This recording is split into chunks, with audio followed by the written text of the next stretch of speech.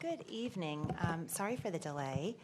I am going to call our meeting to order for this evening's Board of Education. It is April 23rd. It is 7:08. And our first agenda item is the Pledge of Allegiance. Do I have a student who would be willing to lead us in the Pledge of Allegiance? Yeah, come on up. Can you come right up to the microphone, honey? Little one wins, sorry. Yeah, I love it. Thank you so much. Please stand. I pledge allegiance to the flag of the United States of America and to the republic for which it stands, one nation, under God, indivisible, with liberty and justice for all. Thank you so much.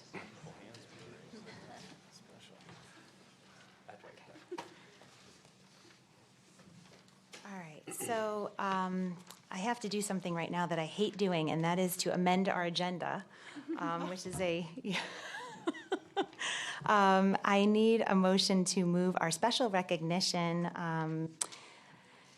which is agenda item number 2, down to 4A. Can I have a motion? So moved. Thank you, Ms. Judanowicz. Can I have a second? Second.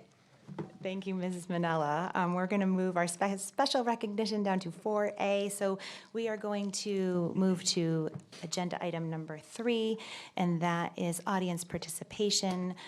This portion of the meeting is open to the public, and we do ask that you limit your comments to 2 minutes on any topic. Could you please come up to the microphone and identify yourself and where you live? Is there anyone that wishes to address the board?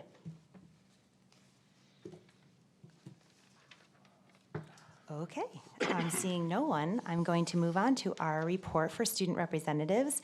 And we have members of our high school student council who will report on high school, Rocky Hill High School. Hi, good evening.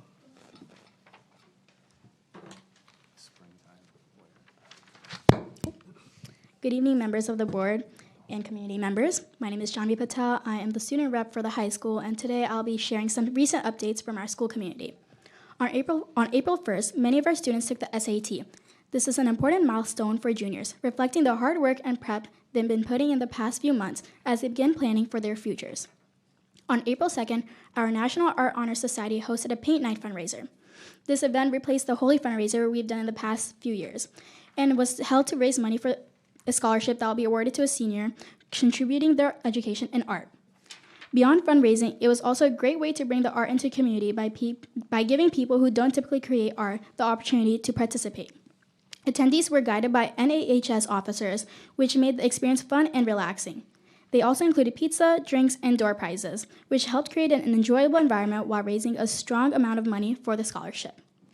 On April 8th, our school hosted a blood drive. Students and staff came together to support a meaningful cause, and it was especially impactful to see this level of participation on a busy school day. During the week of April 6th to April 10th, we celebrated Spring Spirit Week. Each day brought a different theme that encouraged school-wide participation. Monday was Safari Day, Tuesday was Generations Day, which each grade dressed as a different stage of life. Wednesday was Sports Day, and Thursday was Country Western versus Country Club. And Friday was Terrier Pride Day, where students wore school colors. Overall, the week brought a lot of energy. Also, on April 10th, we held a career fair during an extended advisory period. Students had the opportunity to explore a wide range of careers through interactive stations. This gave students a chance to connect with the professionals and think more about their future paths. Overall, it's been a very active and engaging time at our school. Students continue to stay involved both academically and within the community, and we're looking forward to see what's ahead. Thank you for your time and have a good evening. Thank you. Thank you. Moving on, we have also student representatives from Stevens School here to talk tonight as well, so come on up. Does this work? Does this work? Ron. Okay, Jeremy. Come over here, Jeremy.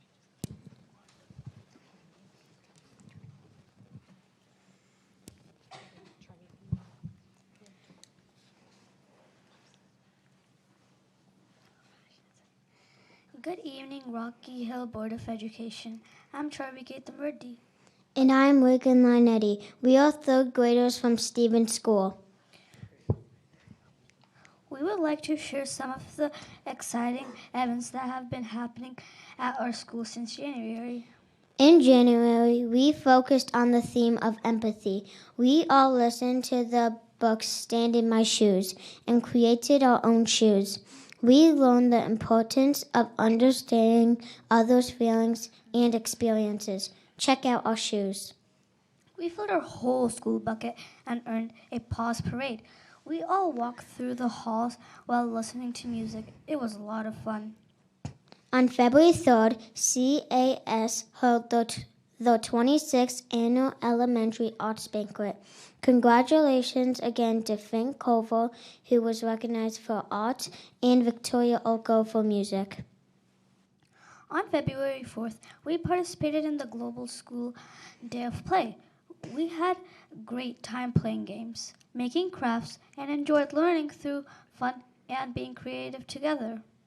Stevens Student Council held a winter clothing drive to support those in need in the Rocky Hill community. Thank you to all of the families who donated items. We also celebrated Random Acts of Kindness Week. We had a themed spirit days. Students wore yellow crazy socks, sports attires, and red or pink. We talked about why being kind is important, ways to spread kindness, and how to make being kind is a daily habit. We also celebrated the 100th day of school.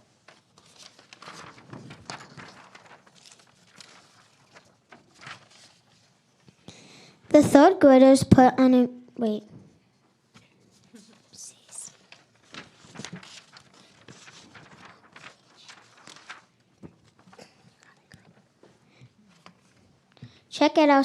Check out our kindness chain, which was put together by our student council. Students received links anytime they were kind. I think we did great and have a lot of kindness throughout Stevens. On February 27th, we celebrated International Fashion Day. It was amazing to see creativity and cultural pride from our classmates and other students. These are pictures from our Someone Special dance. There was a lot of dancing pictures taken and time with friends. A great time was had by all. We celebrated Read Across America Week with the Fun Spirit Week. Students dressed in mismatched clothes, cozy sweats, our best including medals and bow ties and shirts that made us smile. We had many guest readers come to Stevens throughout the week to read to all the classes. We'd like to thank all of them for taking time out of their busy schedules to read to us. We had a family engagement day on March 5th.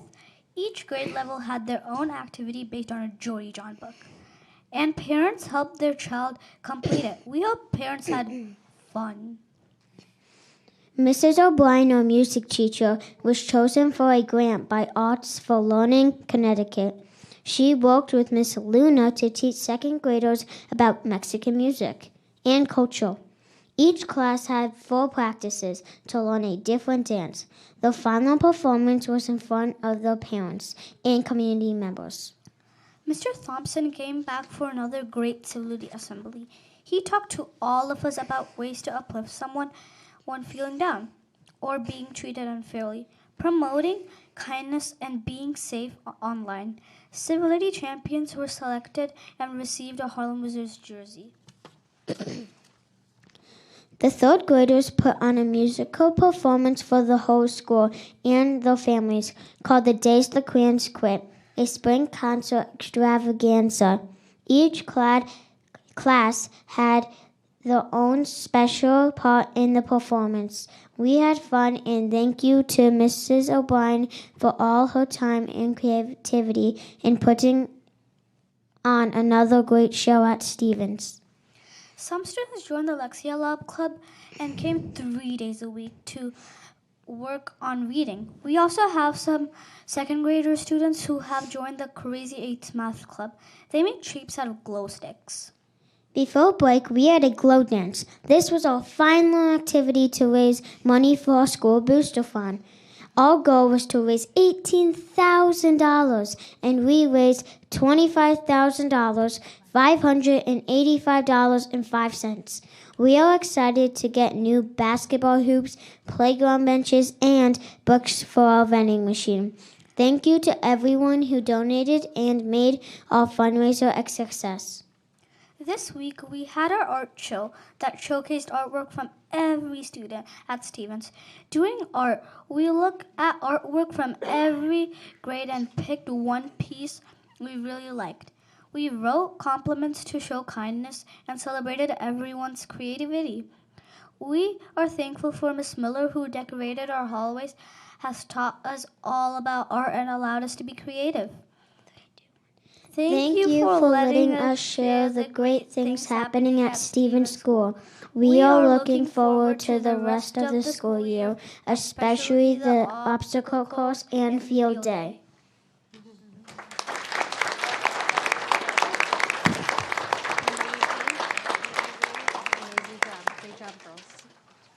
Great job, Stevens School friends. Wow, it's always so very hard to come up to the podium, but you did an excellent job, and we really love listening to all of the wonderful things going on in our schools. Moving on to agenda item number 4, we have district celebrations, and we're going to start with the Civility Awards for Rocky Hill High School. Hello, Mr. DeCarli, how are you? I got to raise this a little bit. All right. That's a tough act to follow, I'll tell you. Well, thank you. One of my favorite nights of each month is our Civility Awards. We have 2 tonight. The first one is going to be Athena Perez. It is my honor to present this month's Civility Award to Athena Perez, a student who exemplifies the very best of our school community through her integrity, compassion, and quiet leadership. Athena is being recognized for an act that may seem simple on the surface, but speaks volume about her character. When she found a lost wallet belonging to another student, she chose to turn it into the main office so it could be returned to its rightful owner, intact with everything inside, including the cash. In a moment where it might have been easy to look the other way, Athena demonstrated honesty and empathy.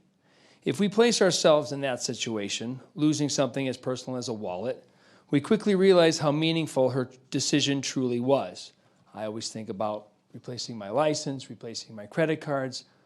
You know, the cash would be nice to get back, but these are big things that take a lot of time and end up making a big deal. She didn't just return an item, she returned peace of mind and trust. Athena's actions in this moment are consistent with who she is every day. She's an active member of the Student Athletic Advisory Board and the Youth Alzheimer's Leadership Committee, giving her time to both school and community causes. As a dedicated member of our girls' soccer team, Athena faced a significant setback with an aggressive ACL tear and her LCL coming off the bone, resulting in a 6-hour surgery. Yet even through that challenge, she has remained a source of positivity. Constantly upbeat, she's always smiling. See, she's smiling right now. And welcoming to those around her. It should be no surprise that her future plans involve becoming a reconstructive surgeon, a future dedicated to helping others in their toughest moments.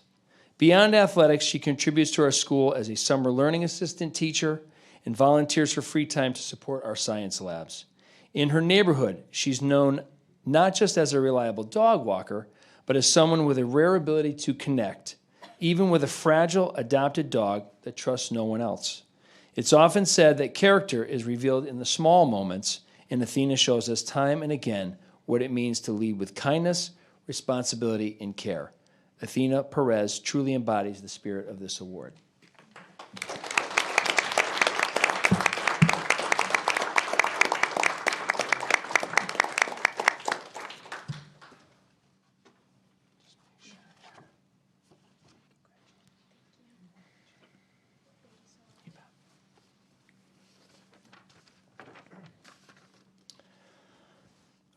Our second award winner, it's my privilege to recognize Addison Cerruti as the other recipient for this month's Civility Award, a student whose actions consistently reflect kindness, responsibility, and an unwavering commitment to others.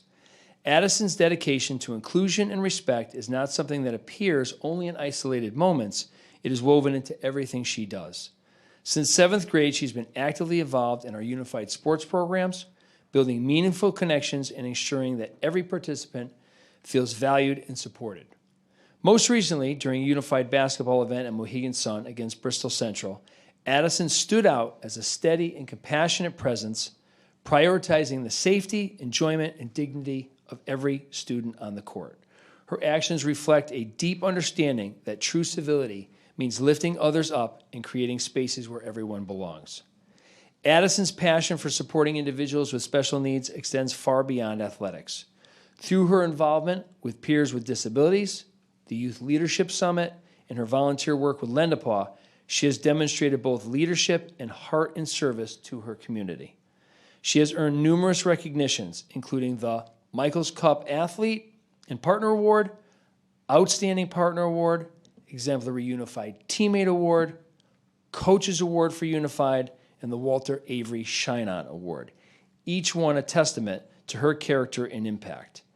Whether in school, at work, or even in the community spaces she frequents, Addison brings the same level of compassion and dedication. It is no surprise that she plans to pursue a future in special education through UConn's Accelerated Master's Program. Addison embodies the spirit of this award, reminding us all that civility is not just about how we act, but about how we choose to care for one another every single day. Congratulations, Addison.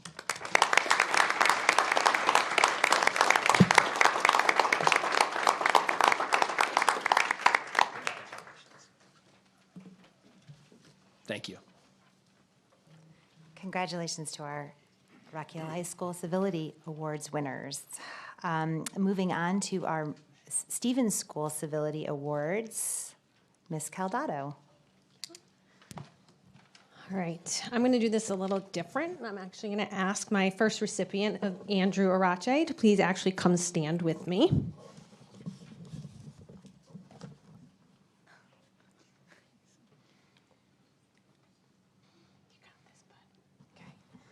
The first recipient is Andrew Arache, who is a first grade student who consistently demonstrates what it means to be a respectful, responsible, and caring, not just in big moments, but in the small, everyday choices that he makes. He leads by example and shows a genuine awareness of those around him. His teacher, Ms. Calcagni, shared a moment that really stood out while he was serving as the line leader. Andrew intentionally slowed his pace so a classmate could stay with the group. It was a simple act, but one that speaks volume about his empathy and thoughtfulness.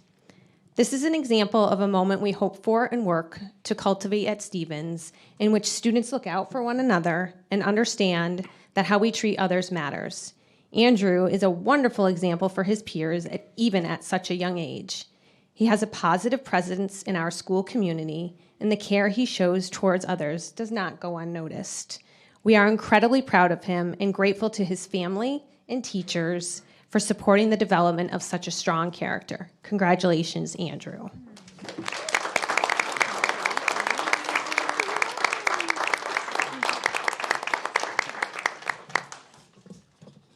The second student I'm going to call up here is Anav Joshi.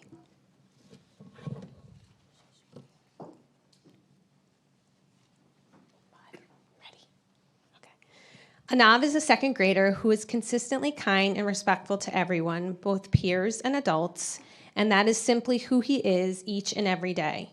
He approaches school with a positive attitude and always gives his best effort, no matter the task. One example that reflects the kind of person Anav is how he naturally checks in on his classmates and offers help without being asked, whether it's making sure someone understands the directions or including others during partner or group work. These everyday actions show a genuine care for those around him. What makes Anav so deserving of this recognition is that you can count on him to do the right thing, to treat others with respect, and to bring a sense of positivity to those around him. At Stevens, these traits make a powerful impact, and students like Anav help create a community where everyone feels valued. We are very proud of him and appreciative of the role of his family and teachers that they have played in nurturing these great qualities. Congratulations, Anav. Congratulations. Awesome job. Thank you. Congratulations to our civility winners for the Stevens School. I want to thank the 4 students who we just heard about for being true leaders in our community and in our schools. Thank you so much. Moving on. The next agenda item here is a recognition for our Rocky Hill High School girls basketball team on their incredible season. And I know I had asked a board member if they would like to also speak. So, Mr. Foti, would you like to speak first? And then I know that there are comments up here because we have board members that really love this section of our agenda when we're talking about district celebrations. So, Mr. Foti, we'll give you the microphone first, and then would that be okay with you if we chime in? I'm going to be talking a lot tonight, I think. Jay Maziers can't wait to hear me speak. So, first of all, Andrew, you have the best haircut I've ever seen. Just want to tell you that right now. I'm going to try, but your haircut's outstanding. Congratulations on your award. So let me just find my notes, get my glasses. I'm ready to go. Talk about all the good stuff going on. Well, first of all, I'm extremely proud to be the principal of Rocky Hill High School. You probably heard me say many times that my whole entire mission is that this school is the pride of the entire community. And I think, you've seen tonight, we have not only superstars at our school, but we have superstars everywhere. So hopefully what I can do is paint a little more of a positive light on some of the great things that are happening. So someone told me tonight to use your phone and then you don't have to carry the papers, but that means I have to use this thing called the search bar. And it doesn't go where it usually is supposed to go. So, yeah, it might not be a bad idea. So the girls' basketball team, there's so many things I can say. I think I pretty much went to every basketball game that I could go to, but I want to tell you that the girls' basketball team had a special group of young women represent our school. And not only special players, they're also very special people. And I was very fortunate in my role. I get to see them as young women. And that was really special for me. I didn't look at them this year as basketball players other than when I watched them play. And with my conversation with them, I really tried to talk to them about them as people because I also wanted them to know that that's more important and that, unfortunately, sports does end. But I want to embrace our coaches, Mr. Azadorian, Mr. Dudas, for what they were able to do with these young ladies for 4 years. And what they were able to do for our community and also our community for them will be something that they'll remember all the time. Having gone to the state championship and losing twice, I don't remember the game, but I definitely remember all those parts of the journey. And in my conversation, even though it was heartbreaking that that didn't go the way they wanted at the end, I try to remind them that they'll remember those moments for the rest of their life. And I just kind of want to recap a little bit. They had the best record that the girls' basketball team has ever had. They were able to beat powerhouses. Unfair, CIC, I have to talk to them about, who we play in schools with 15, 16, 1,700 kids. But we were able to embarrass some teams and beat them pretty well. They're much bigger than us. Some of those schools that we played this year were Southington. We played New London, which was really talented, Notre Dame Prep. We were able to beat a lot of good teams. I'm very proud to say that our 4 seniors, Ari Daly, Maddie Gemma, Katie Hardy, and Kelsey LeMay, they're all going to be going on to college, good schools. Kelsey and Katie will be playing basketball, and Maddie will be playing soccer. Ari, we've been trying to convince to play because she's good enough, but she wants to go to a big school and enjoy the environment of school. And so the only other thing I wanted to kind of mention about the girls' team is that, they were both 1,000-point scorers. They also achieved a lot of other things. And it's going to be a big challenge for our team to get to that same level next year. Also wanted to recognize some other supporters that were really important to our success was Jill Robideau, Jill Rideau and her performances this year. and also Isabella Tucker for her big shots to propel us when we needed it. Obviously, there's other players that were very supportive in those roles, but again, I think that those individuals were the main contributors for our team. And so, again, I want to thank the coaches, and they gonna have to work hard to get where they need to be next year. So, did you want to speak, Mr. Kosker? Yeah, just a couple quick words. Thank you, Mr. Foti. Thank you, Jess. Again, I was also at most all the games this year, home and away. Been going to most of the home games for 3 or 4 years now with my son, Noah. Most of you in this room, or many of you in this room know Noah. And he was a super fan. And the girls were, again, to your point of the record is the record. They're 25-3. They're in the finals for the CCC championship, finals state championship. Amazing year. But the way they embraced my son, the community, was amazing. It was really, really awesome. They included Noah, and again, shout out to Addison for the award she got tonight. But it really, the girls, this group of girls was really great in so many ways beyond the success on the court. And let me tell you, that gym was full, home and away, everywhere. The community, it's really a shout out to the community as well, because we had a lot of support in those games. Those stands were full. We filled up sections at Mohegan Sun.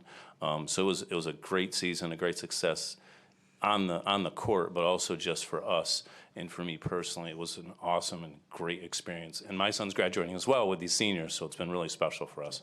So thank you to the team and to everyone. So thanks.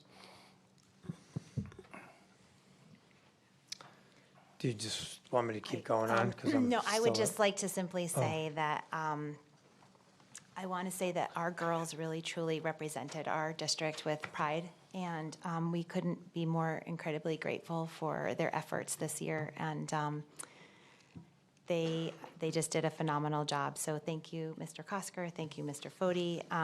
And then, yes, Mr. Foti, are you staying up to talk about the drama production of The Little Mermaid? Yes, I am. Okay, I also have a few words after that, You're so gonna- okay, I'm going to great. let you go first. So, let me just get, okay, so,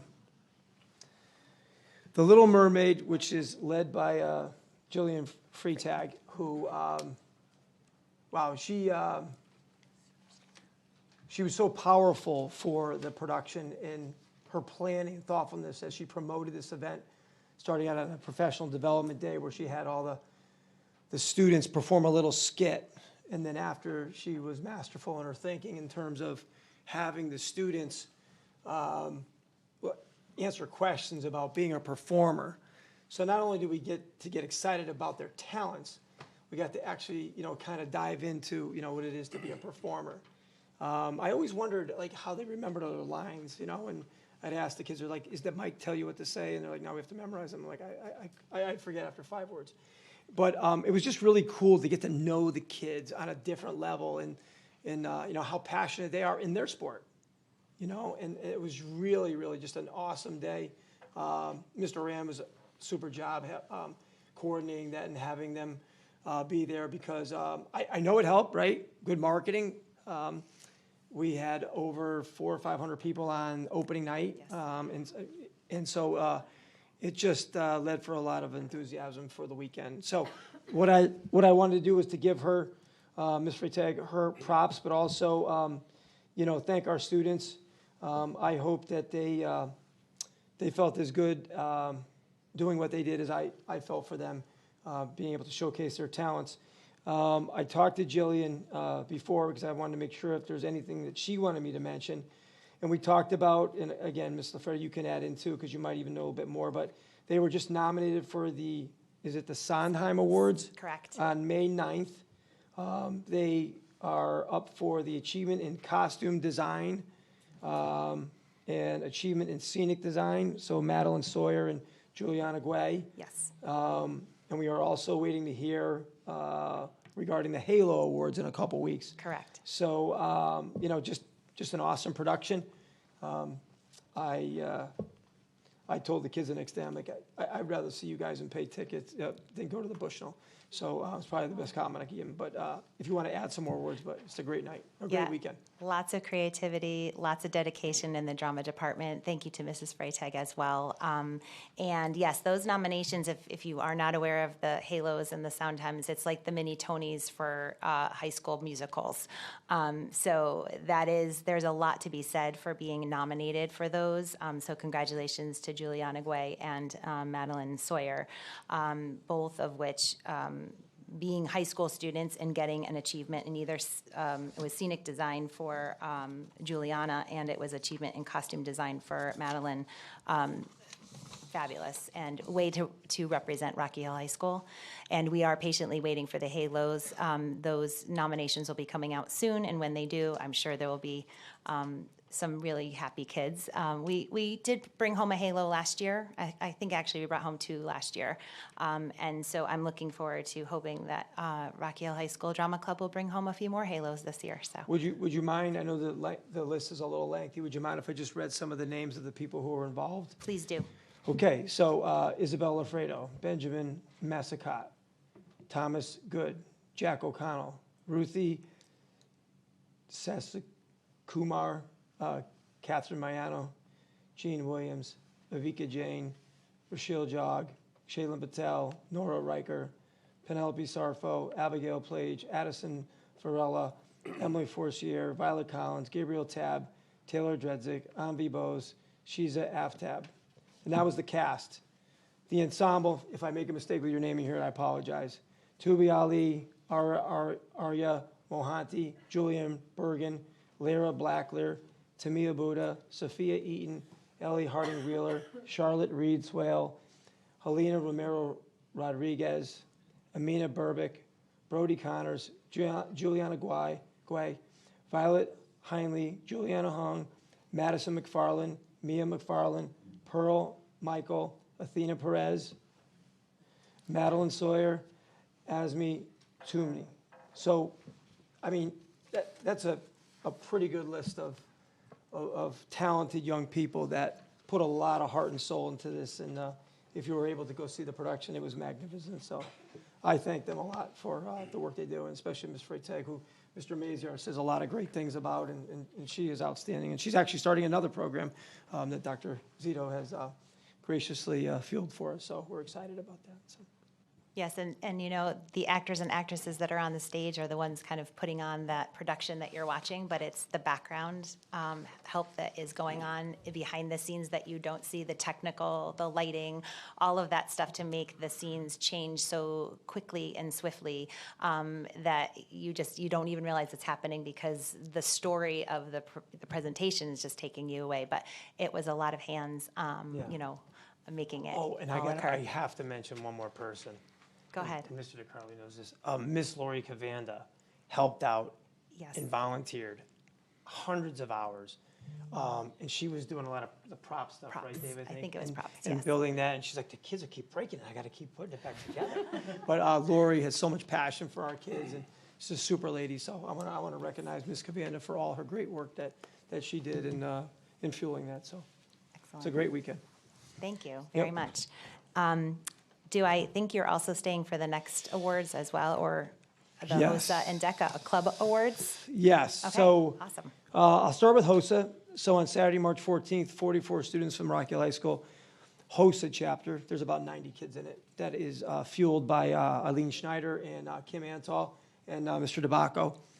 And they participated in the State Leadership Conference at the Waterbury Career Academy. The students have been preparing for the conference all year.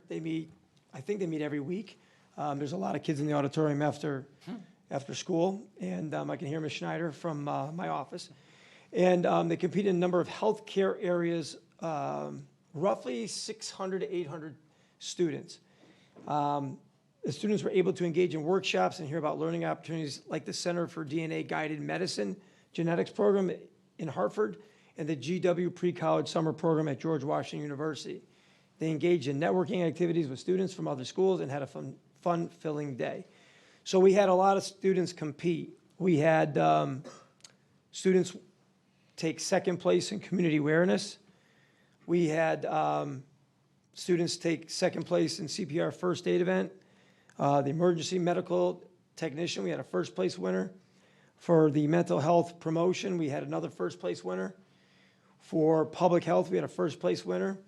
We had a third place winner for public service announcement. And we had some gold level recipients for the Barbara James Service Award. And so it was a really, really good day for our kids as they shined. And, they represented our school really, really well. So my hat goes off to those young people who put that time and effort and who have a passion right now for that pathway of healthcare. And, my three really strong advisors that made that happen and spent a Saturday with our students from 7 in the morning till 6 at night making this happen. So I know there's a lot of good things to come. And, again, just very, very proud of their efforts. If I could just interject for a moment. I know that the Rock Hill High School HOSA Club has definitely gotten their name out there because I actually had, through some recent work done with the Epilepsy Foundation, the high school in Avon would like to connect with Rock Hill High School. So the HOSA Club there would like to connect with our HOSA Club. great. So we're going to make that happen because I think they could together do some amazing things for the state Or of learn Connecticut. from us. Yeah, Either one. possibly. So, so the next one is kind of near and dear to my heart as a former CTE teacher, a big advocate for cooperative education. And so so they participated in a DECA event, which stands for Distributive Education Clubs of America. And what that club is, it's run by marketing teachers. And basically, there's two types of events you can enter in. You can do an individual series event, or you can do a competitive team event, individual series, or probably like a group presentation is the best way to say it. And so in the individual series event, which I think is a lot more difficult to place, so they place like the top 6 winners, and basically you take a 100-question multiple choice test on a certain area that you pick, and you study for it. And then you go into a role player scenario. It's all day. They have judges everywhere. It's a long day. A lot of the students sit around for a long time, but it takes a long time to add these things up. You have like some really top-notch schools. Like we were competing against New Canaan High School. We were competing against Amity High School. A lot of really good schools. And so those schools ran the DECA Club within their curriculum for 180 days. So because we had a couple aspiring young people that wanted to go to the DECA competition, DECA allows you to go as a club. So I said, yeah, you can do anything you want. I'm not going to say no, but you got to get an advisor. So they went and found an advisor. They asked Mr. Brett Frank, who was the assistant in the athletic office helping out with Mr. Trudeau. And he said, sure, I'll do it for you. So he met with them once or twice a week. And they prepared and prepped 30 students, went to this competition, and very proud to say that it was a great experience. They do a super job. It's kind of like the Olympic Games, where they have they call you off and you stand third place, second place, first place. So they call the kids down. They play like this new music. I can't understand the words anymore. But what they do is it's like a big sign off to who wins. And we were actually very well represented. And I'm very proud to say we had 2 winners. And I know Ariane is here. Ariane, could you come up here, please? This is Ariane Jangle. He's a sophomore. You look fresh, and I like those shoes. So Mr. Jangle took first place in the individual series event.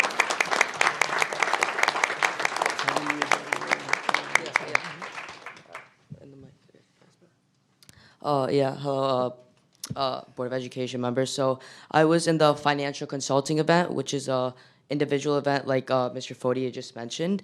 You have to take a 100 question multiple choice exam, which I took, and then you go to states. You got a 98. 90, yeah.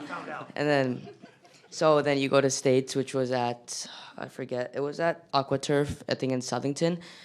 And so it's a 5-minute consulting basically interview where they ask you, they gave you a business, which was, I think, the business was a music store or something online that's growing rapidly, and you need to, like, on the spot, formulate advice, which a financial consultant would do, and then they grade you on the rubric, and then they tally up the points and kind of announce your name at the end. Yeah.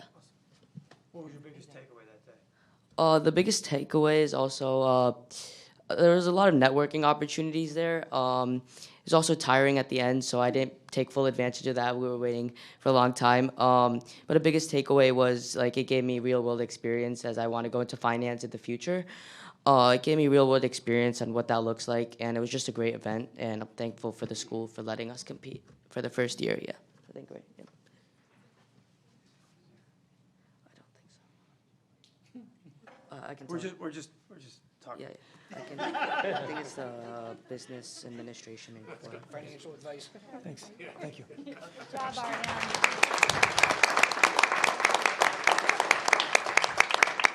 He's a great young man with a lot of passion.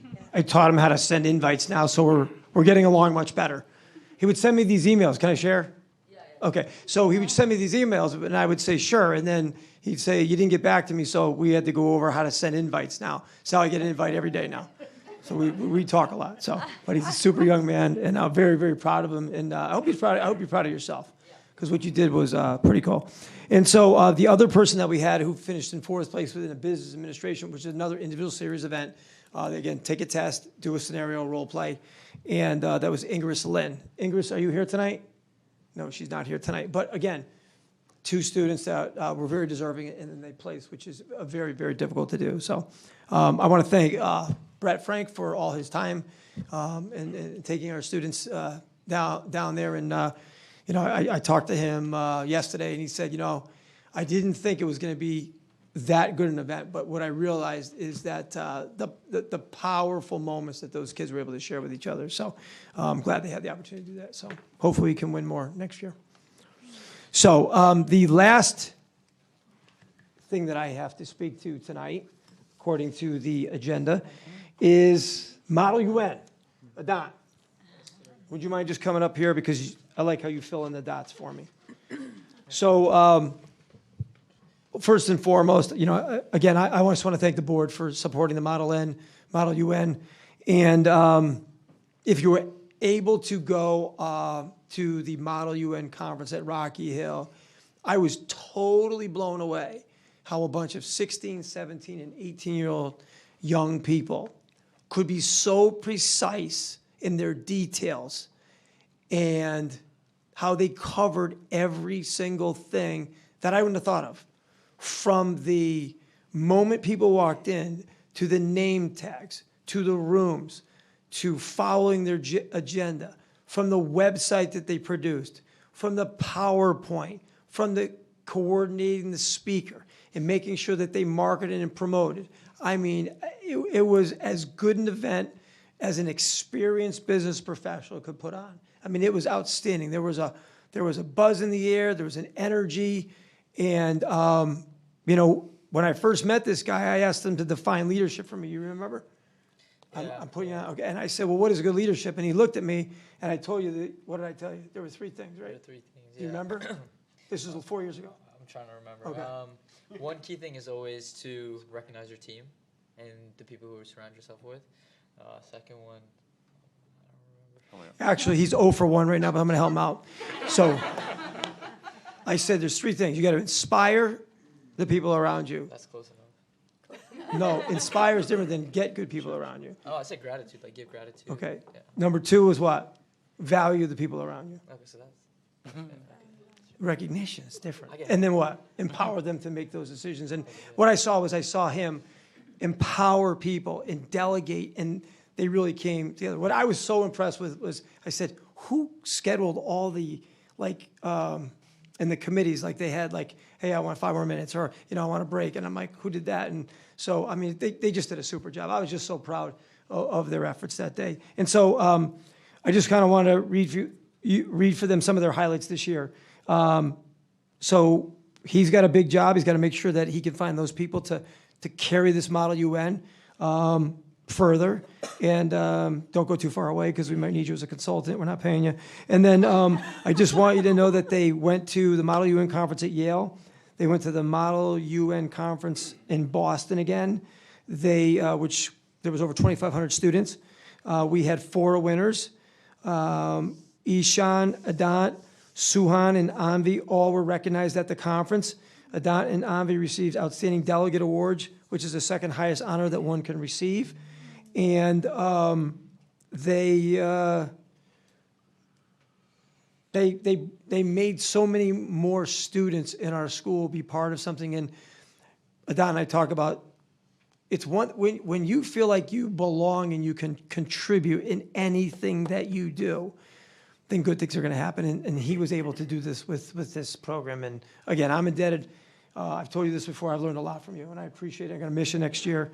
But I like a Harvard sweatshirt with a hoodie. Don't forget. And so, but just again, I'll let him speak if he wants to. But super, super proud of him. Yeah, I know. Thank you. First thing, I just want to say thank you to everyone who came in support. It really meant a lot. It felt like the community came together for this event. You know, when you have so many Board of Ed members come and attend, when you have the mayor of Rocky Hill come and attend, when you have both the state rep and state senators come and attend a high school event, you know, as an organizer and as a leader, I felt so proud of, you know, our town and the community coming together to support. And just big thanks to my entire team. You know, it's not a one-man show. I might be the man who is standing here today, but there's so much behind-the-scenes work that went behind this. Over 20-plus people were part of this initiative because we had to time from the minute people got here around 7 o'clock till the end around 9 o'clock. We had to time almost every single 5 minutes to make sure that we followed the schedule. So hours, countless hours of planning from so many team members. And yeah, I'm very excited to see where this club goes. You know, I founded this club 4 years ago. I never imagined it would grow this large. Definitely never imagined I would host a conference, and that too with 95 students from over 12 schools. So to have that type of attendance in Rocky Hill is, you know, truly a tremendous effort and cannot be done without so much support from Mr. Foti, the Board of Ed, Mr. Dudas, also the custodians. There were so many people, you know, who were part of this. And I could not thank this town enough. And going forward, just a little bit of a snippet of what will happen next year.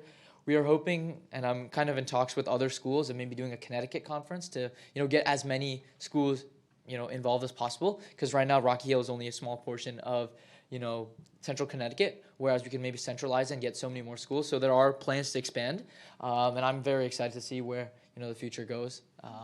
And just, no, it just means so much for all of you guys who attended. And even those who weren't able to make it, I understand. And, you know, I felt the support even without your presence. So thank you to everyone in this town. And I feel good leaving, you know, my high school as a senior that, you know, my town supported me. And I'm proud to be from Rocky Hill. And wherever I go, that'll always be part of me. So thank you. So thank you for that. Adant, before you walk away, can you just can you remind everyone how many students were part of this event, and then how many schools from around Connecticut joined Rocky Hill that day? Yeah, so we had total 95 delegates, so that represents all the people who are competing from across 12 schools in Connecticut. Some schools go as far as Amity High School in Orange, Connecticut, so schools from over 40 minutes away have traveled, and did travel actually for our conference. So truly, you know, people wanted to come. And please do follow our Instagram. We have a video up. If you guys haven't seen, we created a good kind of 30-second clip in summarizing the conference. But no, it was truly special. And for anyone asking, this is for senior assassins. But just I don't know if Mr. Foti. That's not on the agenda. We can't talk about that tonight. Sorry. Adant, So you asked, there was 40 names that I received that were part of the Model UN conference.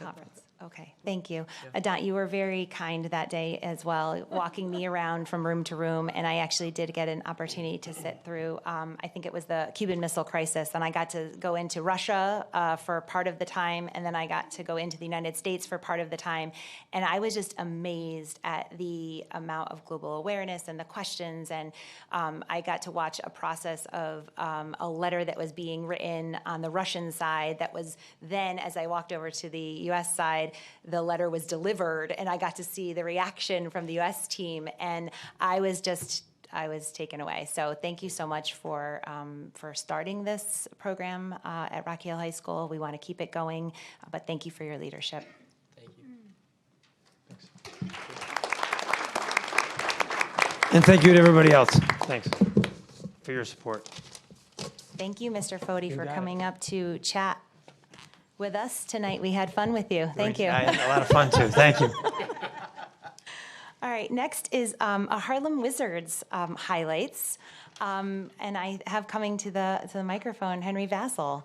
Thank you. I do appreciate that and your time.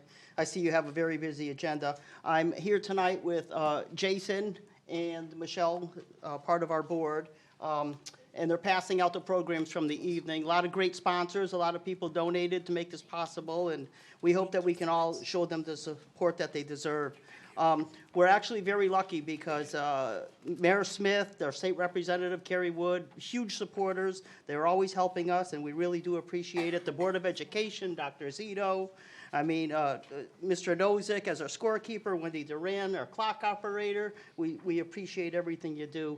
We do have a video that's going to start like any second now. And oh boy, now Mr. Foti's going to help. Oh boy. Hopefully we can get that. Oh, there we go. There it is. And what happens with the money we make? I mean, it's a 100% volunteer organization, and we give back 100% of the money we make.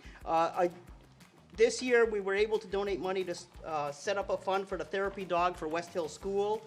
We funded safety supplies for all the classrooms of all the schools. We supplied money for a cart for special education at the high school and the microphones for Stevens School.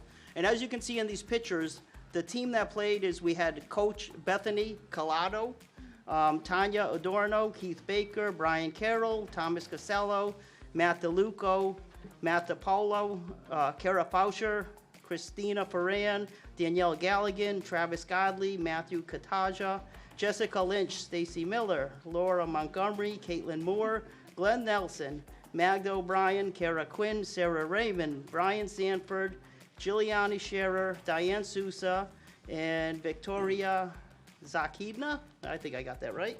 But as you can see, it was a great evening. If you missed it, no worries. We're already working on next year's show. It's going to be bigger, better, brand new, bunch of surprises.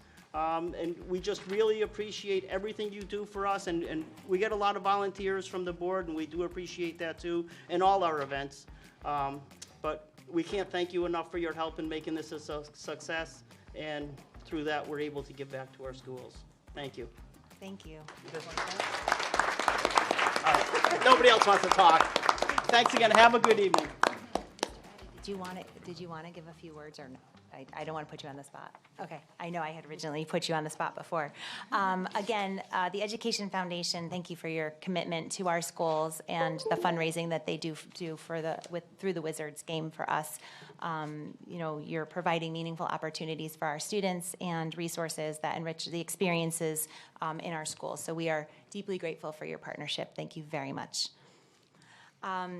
All right, and so that is the end of our district celebrations. That was something new that we added to our agendas this year, and I'm so glad we did because, wow, I'm just beaming here listening to the great goodness that is going on in our district, so thank you. Moving on to Agenda 4A is a special recognition for a gentleman that is sitting in the back of the room right now, Mr. Sean Gavin, who is a former board member, and we would like him to come forward because we would like to talk to you about your dedicated service to our community. And Dr. Zito is going to speak, and I believe that Mr. Clemens is going to say a few words as well.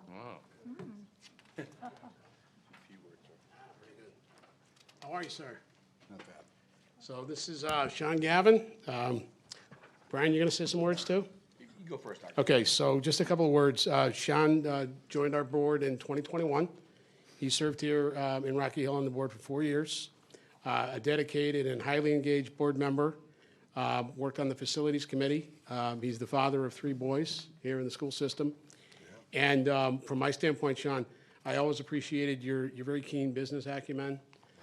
You were really involved every year in some pretty detailed budget conversations. I know you put a lot of time into that. The facility stuff, you focused on that. Sean was also very instrumental in leading the district movement from desktops to more of an iPad approach. It's been hugely successful. You get the credit for driving that. I knew it was going to be. Yeah, and also, you have all you're this just trepidation. Yeah, your sarcastic sense of humor, I always enjoyed that too. So It's nothing like going into so that on math behalf classroom. of the board, we want to recognize you with your traditional school bell. Thank you very much. And I do thank you Appreciate it. for 4 years of excellent service. Yeah, thank you. And It I was know some fun. other folks want to speak about you. It was fun. We were going to give you an old desktop, just because we figured you needed one. Got a whole bunch of But them. yeah. Recycle. Go ahead, Mr. Clemens. Thank you. I'll keep this short because if I say too much, Sean will You kill know me. I'm gonna motion for a 5-minute recess so everyone can go Yes. home at the end of this, right? I can start now. I've had, Sean, I had the pleasure of serving you 2 years on this board. In my first 2 years, you taught me a lot of great talks. I knew you back when we were both on the Little League board. Just really thank you for your time, your effort, your countless hours behind the scenes of, the work you put in to help our students, our teachers, our faculty, everyone just have a better environment to work in. So thank you very much. Thank you. Mr. Gavin, do you have any words? Would you like to speak at all?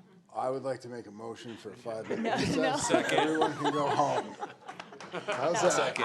I can't motion to adjourn, so I'm gonna go with the motion for a 5-minute recess. I am going to go into recess, but I have one more agenda item that I have to get through. I'm so sorry, but You don't we have do to. thank You you. could go to recess and then get to the agenda. We do thank you very much for coming to Thank this you. evening. I appreciate it. I enjoyed working with everyone.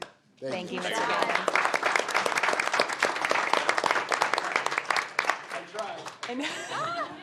I do have just one more agenda item I'd like to get through before we go into recess, but that is, we have Mr. Jordan Chagall here this evening, and he is our technology education teacher and also in running currently our Rocky Hill High School Career Center. And I asked him to come in tonight to give an update because we're very proud about what's going on over at the high school. But also recently we had a career expo, and that I heard was absolutely fantastic. And so we wanted to give you an opportunity to speak tonight. So thanks for coming in. Thank you for having me. I appreciate it, the board and Dr. Zito, Mr. Rand, Mr. Nozick, and Ms. Diaz. I appreciate you guys having me here. So basically, the first thing I wanted to talk about was the Career Expo. So we had over 600 kids from the sophomore, junior, and senior class participate. We had a total of 47 organizations and more than 75 professionals show up. So it was the first year we've run it through the Career Center. It was a great turnout. A lot of people, I'll share some of the statistics I got from the industry partners as well as the students in the coming slides. But one thing I wanted to bring up was really we're trying to, with this Career Center, making all-encompassing. So the reason why that center image, the career clusters, is there is because when we laid out all of the businesses, I did it with the, if you'll see on the left-hand side and the right-hand side, I made it so that you kids noticed the businesses and where they fell in the career clusters. So then they can start in their brains associating certain industries, careers, professions, jobs with those clusters so that they can start being more cognizant and kind of planning their time at Rocky Hill High School a little bit more coherently. Not that they're not doing that already, but more coherently to careers. So one of the things that I had them do was they were required to complete a Career Expo passport. So they had to talk to at least 2 businesses. So what they noticed was the career clusters, as I just indicated. So we had Organization 1 and Organization 2. They had to ask certain questions and get an understanding in terms of the education that they need to be able to get to the positions. Sometimes it's harder for the kids to go up to talk to the businesses. So on that sheet, I included the top 10 questions to ask a career professional to kind of break that ice so that students felt more comfortable. And then if a lot of students, I gave them the opportunity to, and they went and talked to multiple different organizations, like I said in the coming slides, you'll see that most students actually talked to 4+ organizations. So it was really awesome. So the industry feedback, overall, how would you rate your experience at the career fair? Overwhelmingly excellent. I was very happy with this, and I included some quotes directly from people who had sent them.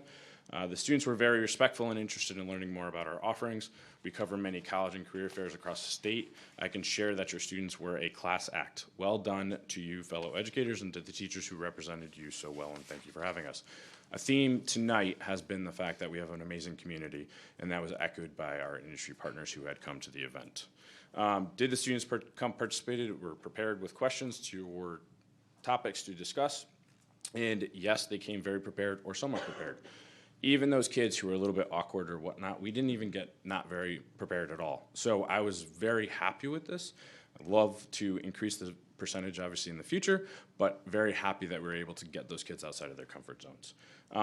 And from one of the participants, we had the level of student engagement stood out in particular.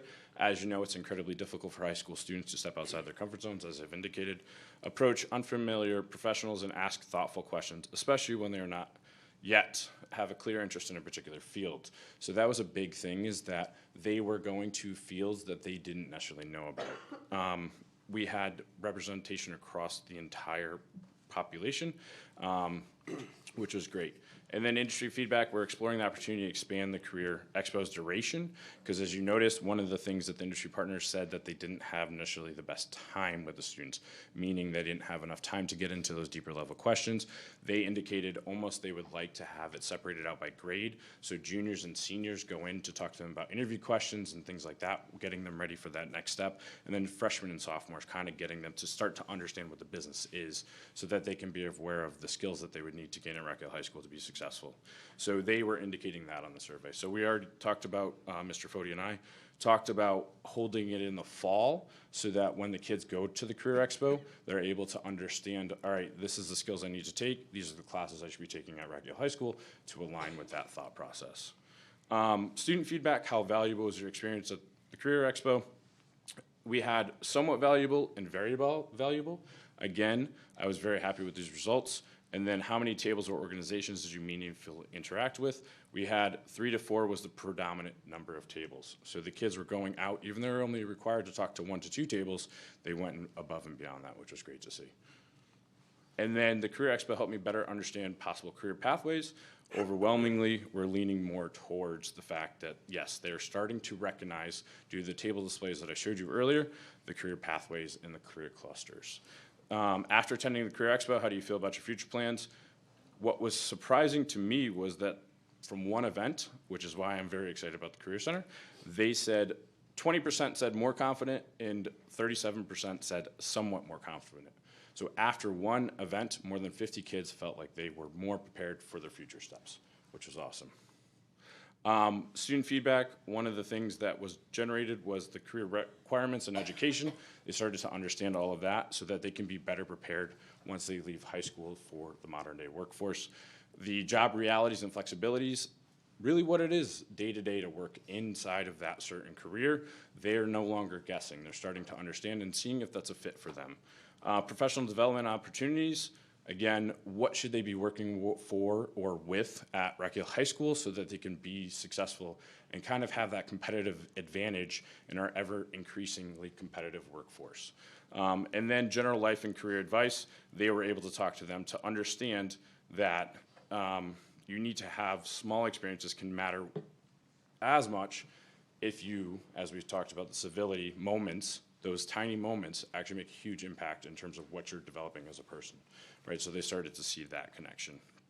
So the other thing that the Career Center has been doing, besides the Career Expo, which was a great success, was the career pathway presentations. So kind of the way that this is advertised is the fact that it gives the kids the upper hand, or kind of the cheat code to be successful in the career that they choose. So one of the career pathway presentations we had was presented by Mayor Alan Smith. He came in on March 26th, talked to the kids. We had a great showing, as you could see, and a number of them stayed after to ask him more questions. So that was awesome. And then we've also been doing field trips. February 12th, students participated in the Cybersecurity and U virtual field trip with Mass Insight, Education, and Research. On that virtual field trip, we actually had Homeland Security individuals come on, talk to the kids about, all right, how is this from national security's perspective, and what would you be able to do? So it was talking about the military perspective as well as the corporate perspective with them, which was really cool to see. So then we literally today, went to the Middlesex Chamber of Commerce Career Fair at Wesleyan University, and so that was in partnership with the Rock Hill High School Business Department. Upcoming field trips, next Wednesday, we are going to the Associate Builders and Contractors of Connecticut Construction Career Day. So that's really exciting for the kids to learn about different trades. And then we're also going to Trump on May 1st.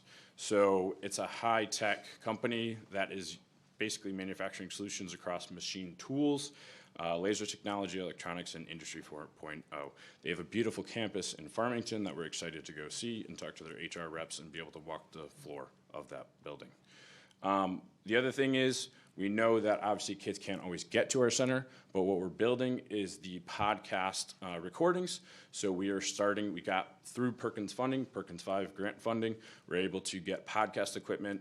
We got industry standard equipment. I actually talked to Jim Schumann, our band director, to be able to get information from him. I talked to our AV tech, Doug Russell, to be able to gather, to make sure that we had the best equipment we could to be able to get the recordings as clear and precise as possible, but also give the kids an industry experience while they're doing the recordings, if that is something that they want to pursue.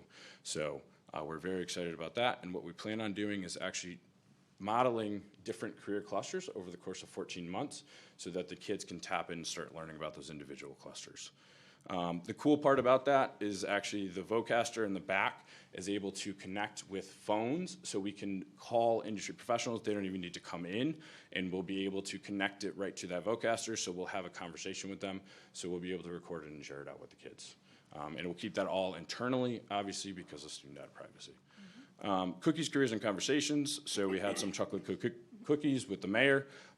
Miss Monaco, our culinary teacher, she's developing, where she's taking the initiative to make those, which is awesome, very helpful.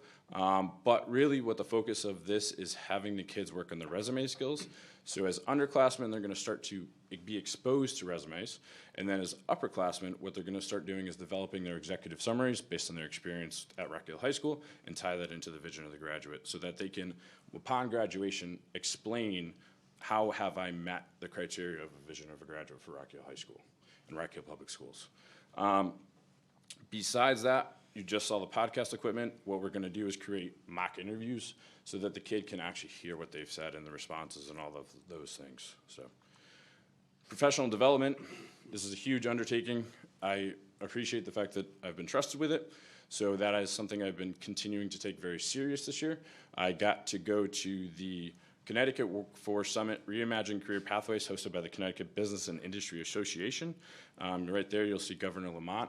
There was a number of notable individuals at this commission, and they were really, emphasis was on reinforcing the importance of aligning education with the evolving workforce demands. So I have this, which is Connecticut Workforce and Education Strategy Blueprint, which is sponsored by JP Morgan and Chase, from that conference to be able to understand kind of where we're headed from the industry partners and the collaboration with the Department of Education. So it's a really awesome conference to be able to go to. And all of this is a lot of things that are moving parts, all those things. I want to expend my sincere thanks to the Board of Education, Superintendent Dr. Zito, Assistant Superintendent Ms. Durand, Assistant Superintendent Ms. Diaz Santiago, and Mr. Nozick, Principal Mr. Foti, Assistant Principal Mr. DeCarli, Ms. Galligan, Mr. Guay and his IT team, as well as Mr. LaMontagne and his facilities team.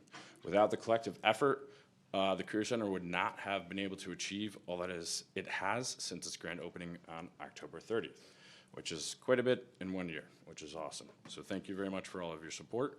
And then our ultimate goal, really, for the Career Center is to help kids learn today so that they can lead tomorrow, and again, have that competitive advantage leaving the Rock Hill Public School systems. So.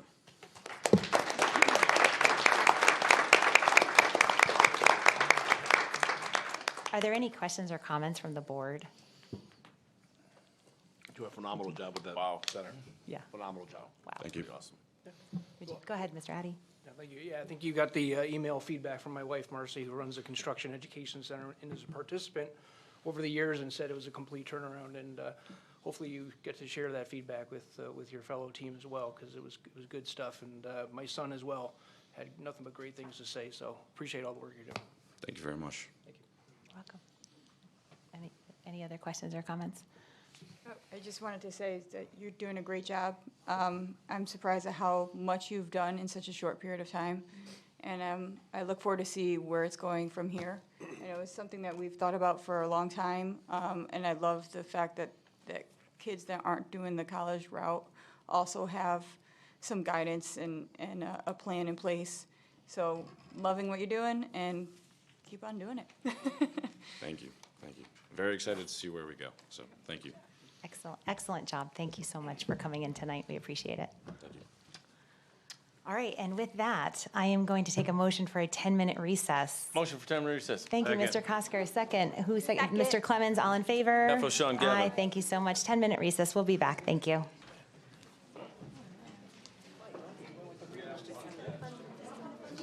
We had another packed room, so. Chuck, Mendoza went first.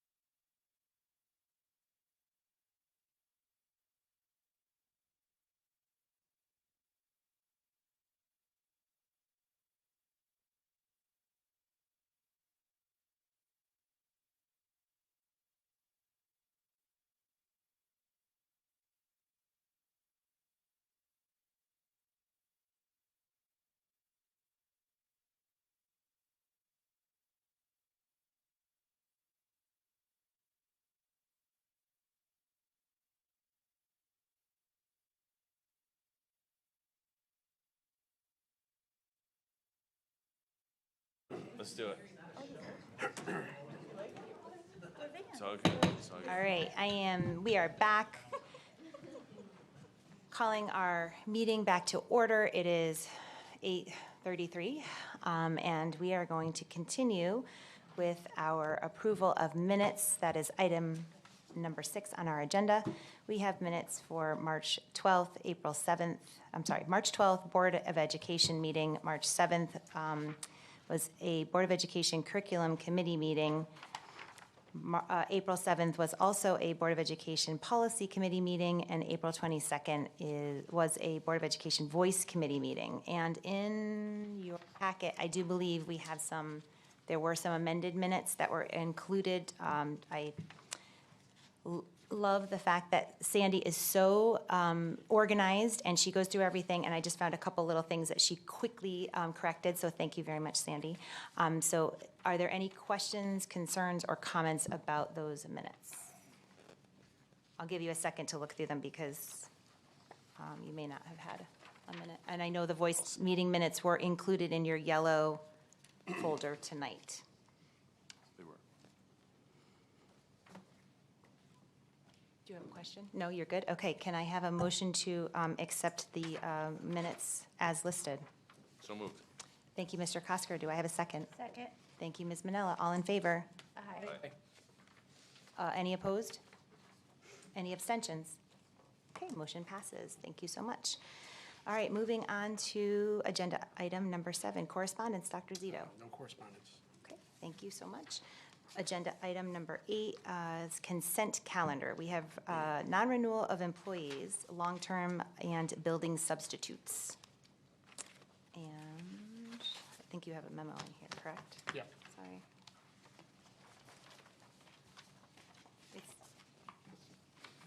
Sorry, it's here, sure. Okay.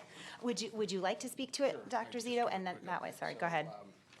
So each year, at this time before the May 1 deadline approaches, we typically non-renew our individuals that are certified teachers that are in long-term subbing positions, such as building subs.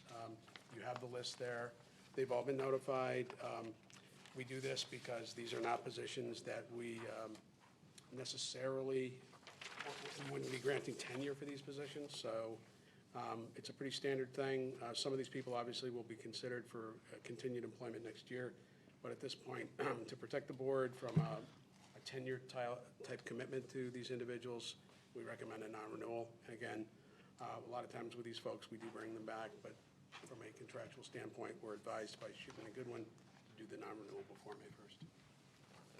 Any questions or comments for Dr. Zito?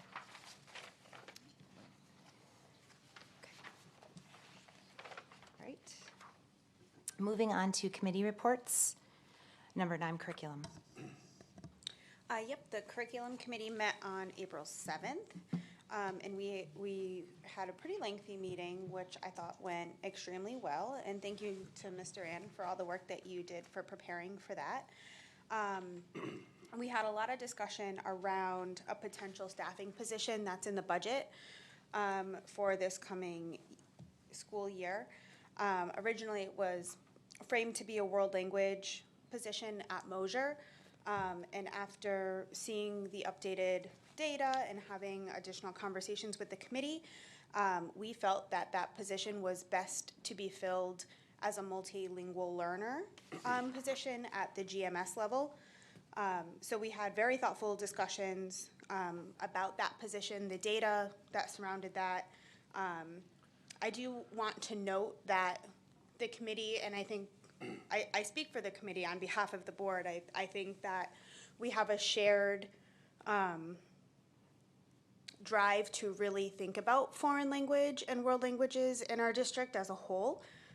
So we're considering putting together a committee that will look specifically at world languages and how we can structure that in the best and most effective way for our district. I know that there's been a lot of conversations within the community around that position, but we did take a good hard look at the data, and this was the decision that we made as a committee to move forward with that position for a multilingual learner at GMS. We had a great discussion about the state assessment audit We received an update from Mr. Rand, and the next steps will be forming a district-wide committee that will guide that work and ensure progress.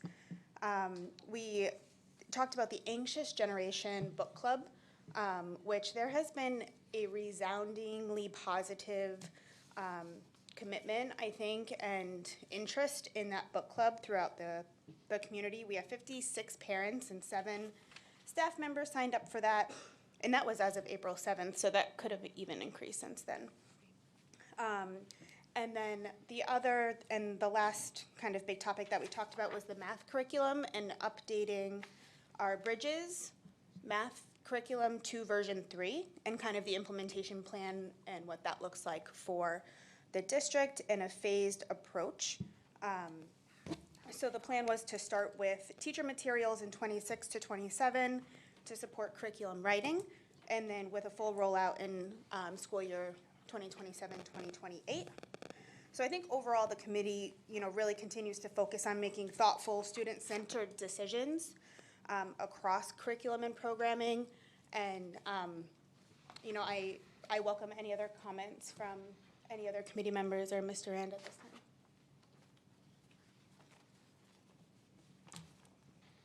Okay, seeing no comments, thank you so much for a very detailed report on curriculum.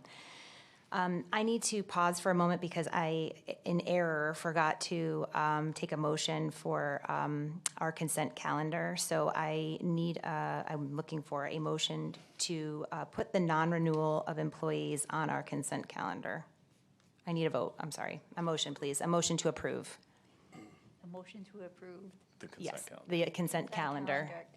as stated or as written. By the chair. Thank you so much, Ms. Manella. Do I have a second? Second. Thank you, Ms. Morfea. All in favor? Aye. Aye. Any opposed?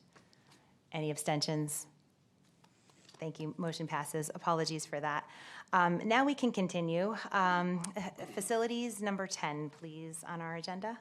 Facilities Committee has not met. We'll meet next Tuesday, April 28th.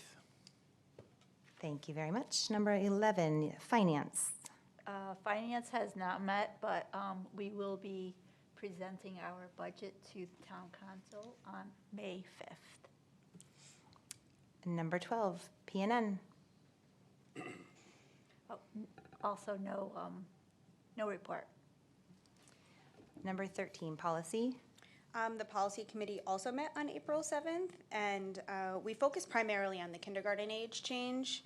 And, as a result of recent legislation that passed last year, it was really up to the board for this upcoming school year for 2026-2027 to determine whether or not they wanted to implement a waiver for those quote-unquote burr babies to enter kindergarten. So it was the board's decision to continue to offer waivers for the 2026-2027 school year.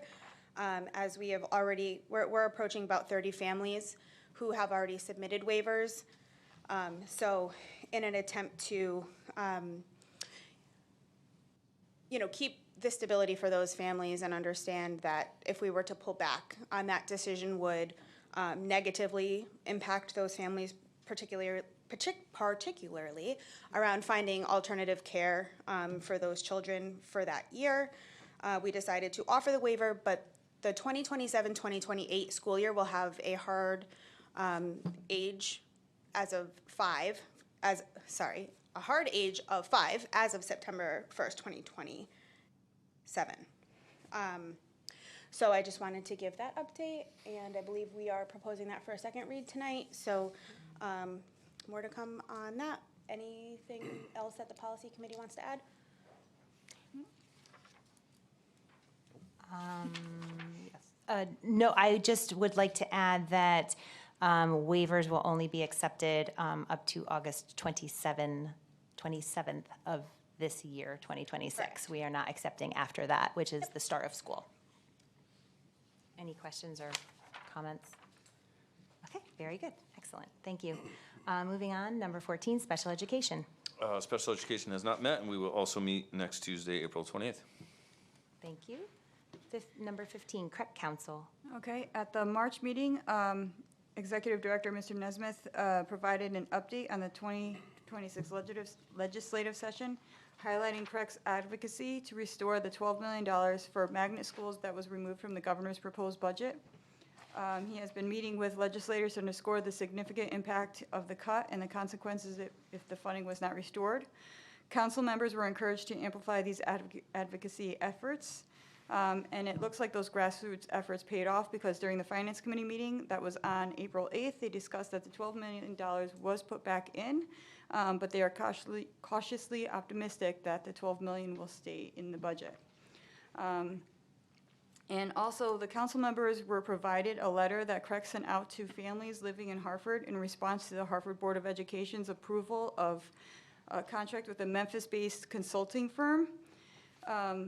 This firm is now recruiting students back to Hartford Public Schools from CREC and other choice programs. The one-year contract, valued up to $500,000, includes a payment of $935 per each student that they successfully recruit back to back to Hartford Public Schools out of the CREC program. So this effort comes in response to a significant enrollment decline in Hartford, over 1,000 students in the past year and approximately 4,500 since 2018. So the firm's strategy includes door-to-door outreach as well as text and phone campaigns.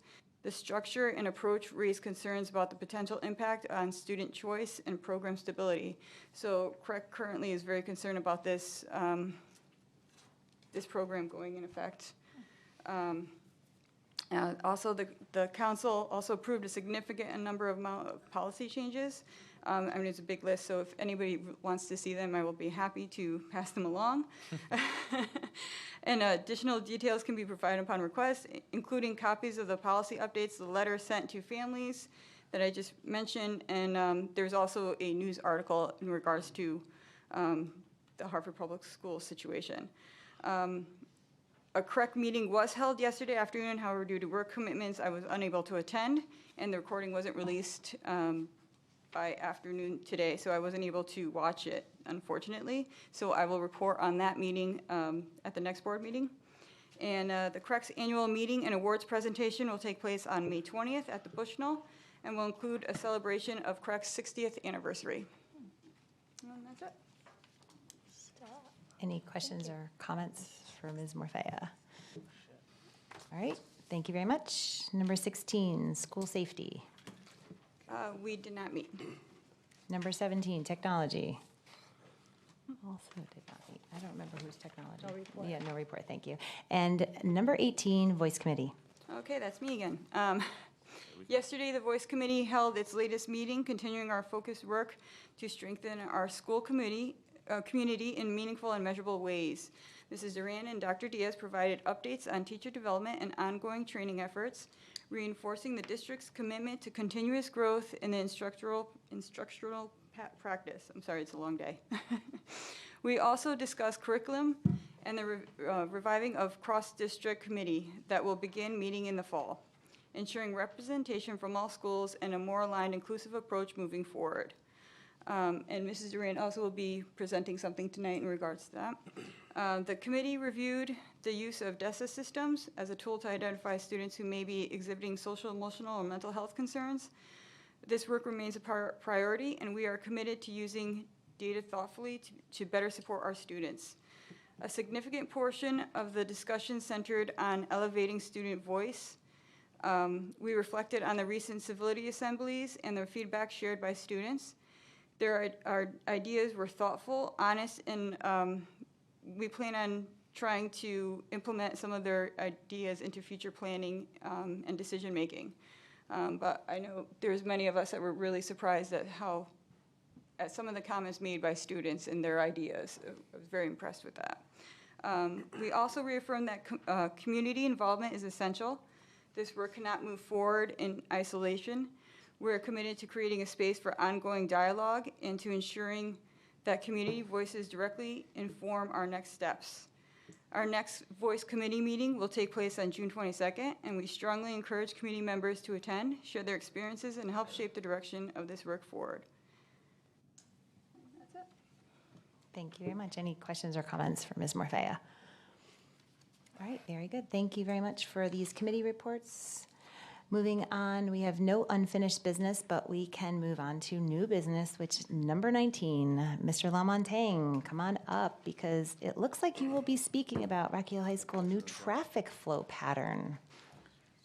Good evening. Can't wait. Yes, Dr. Zito asked me to speak to this, more of an informational thing, item to the board.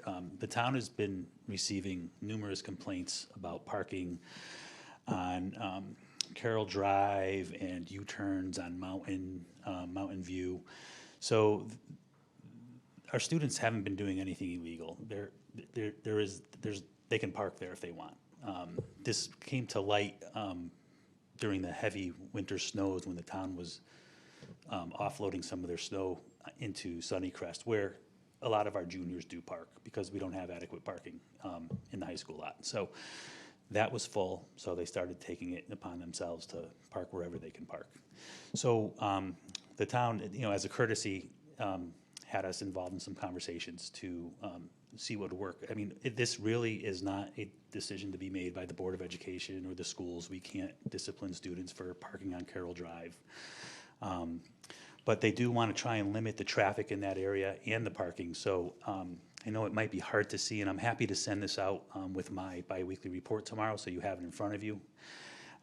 So they're going to, during the school hours, at 7 to 8 a.m. and then again 3 p.m.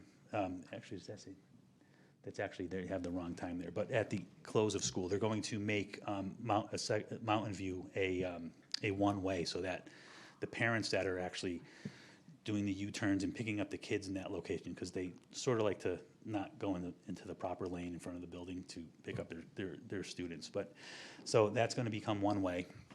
There'll be no parking along Carroll and the rest of Mountain View during those same time frames during the day.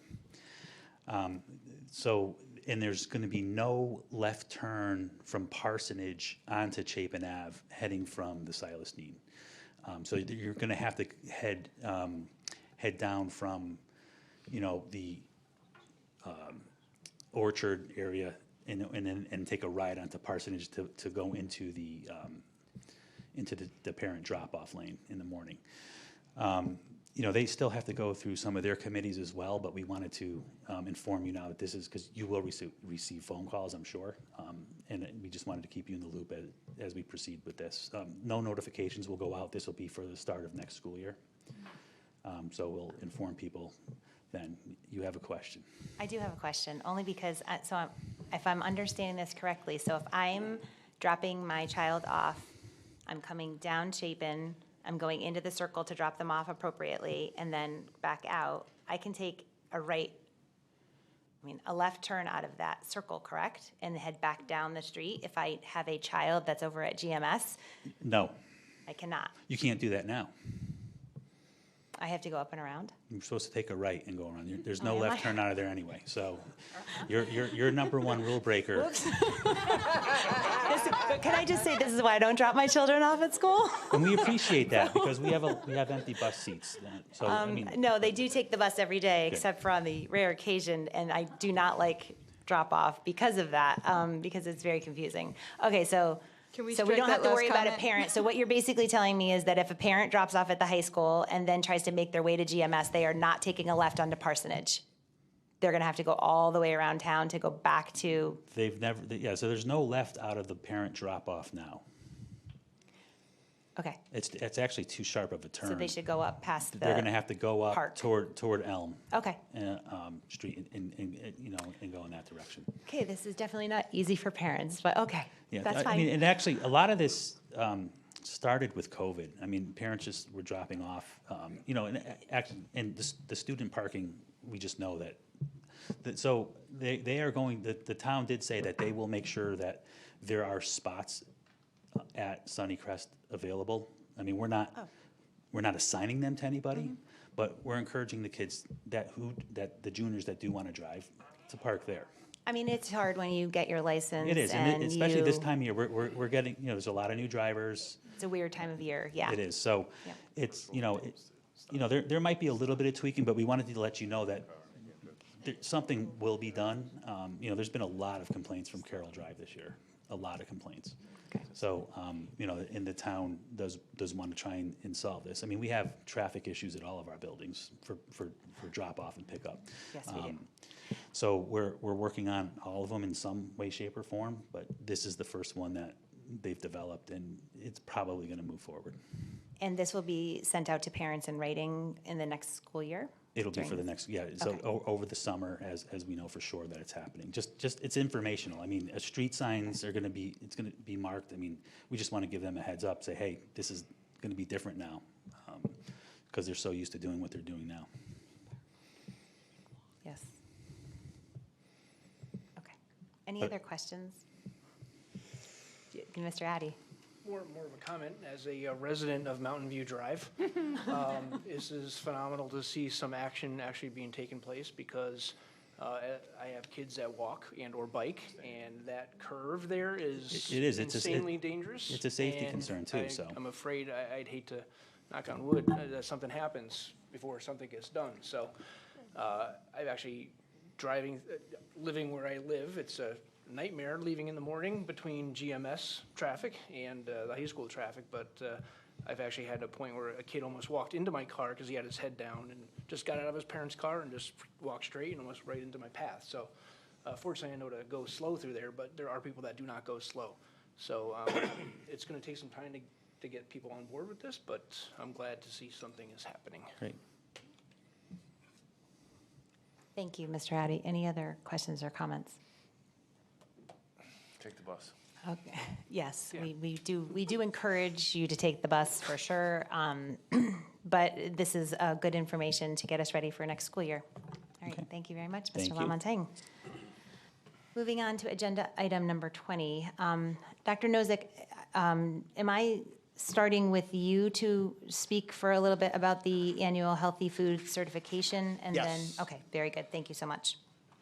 All right. So we do this every year, but we have a number of new board members, and so I wanted to make sure that everybody understands this. The Rocky Hill Public Schools participates in the National School Lunch Program and therefore must submit a healthy food certification statement by July 1 each year. This certifies that all food items sold to students separately from reimbursement meals will meet Connecticut nutrition standards. Section 10-215F of the Connecticut General Statutes requires that each local board of education or governing authority for all Connecticut public school districts participating in the National School Lunch Program must take action annually to certify whether all food items sold to students will or will not meet the Connecticut nutrition standards. Mr. Kosker, I did think of you when I was reviewing this, and the question, and in case anyone wants to know why do we want to certify this? That means we get an extra 6 cents per meal if we're healthy food certified. And to date, we have served 216,000 meals as of today. At 6 cents each, that's about $13,000.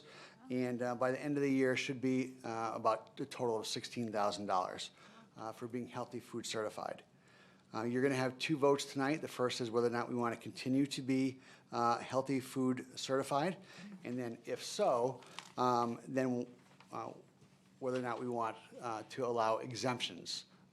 And we do allow exemptions so that after-school activities and things like that can still can get different foods and whatnot. So with that, I'll leave it for our motion.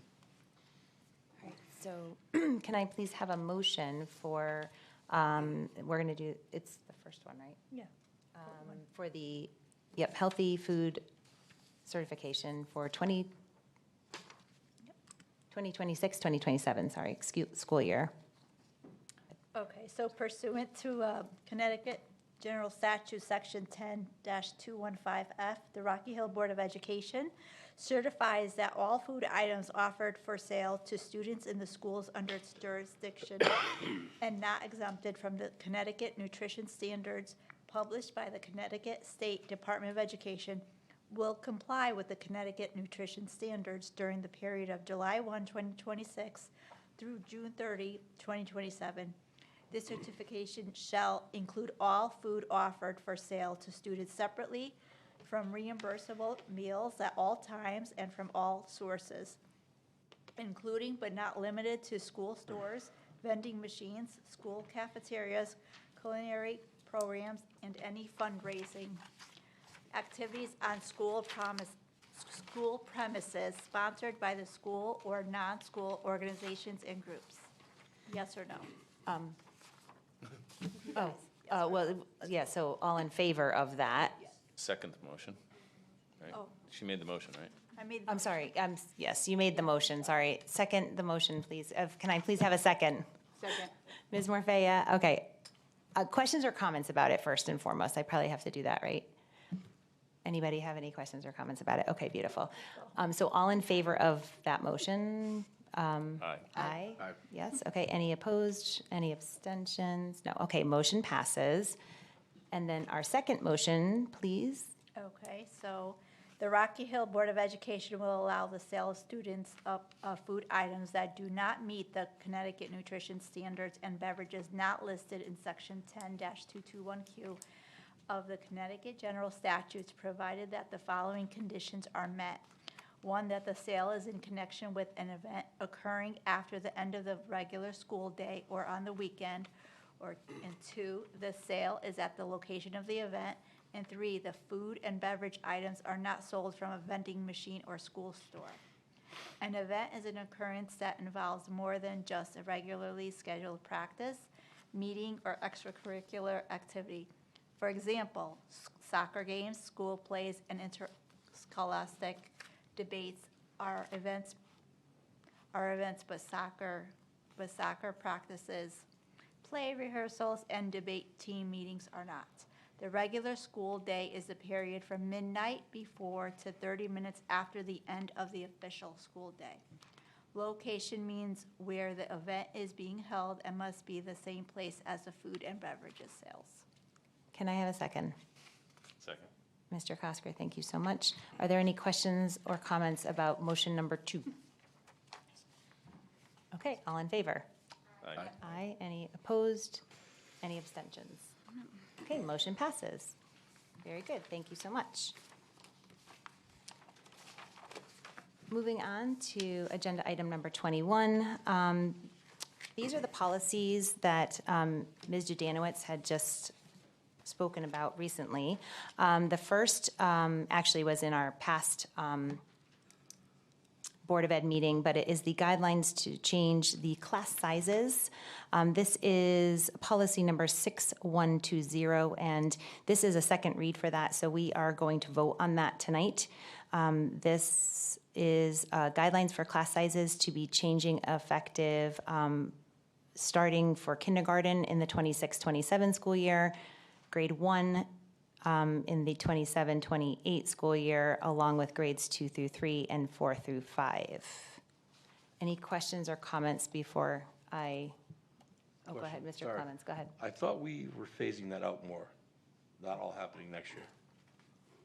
I think the original conversation was to have K1 this coming Yes. school year in 26-27, and grade 1 was bumped because kindergarten, if you are adding a kindergarten, you are also adding a paraprofessional as well. And so if we are having 2 teachers in the budget, that's 2 paraprofessionals, and there was no more money left.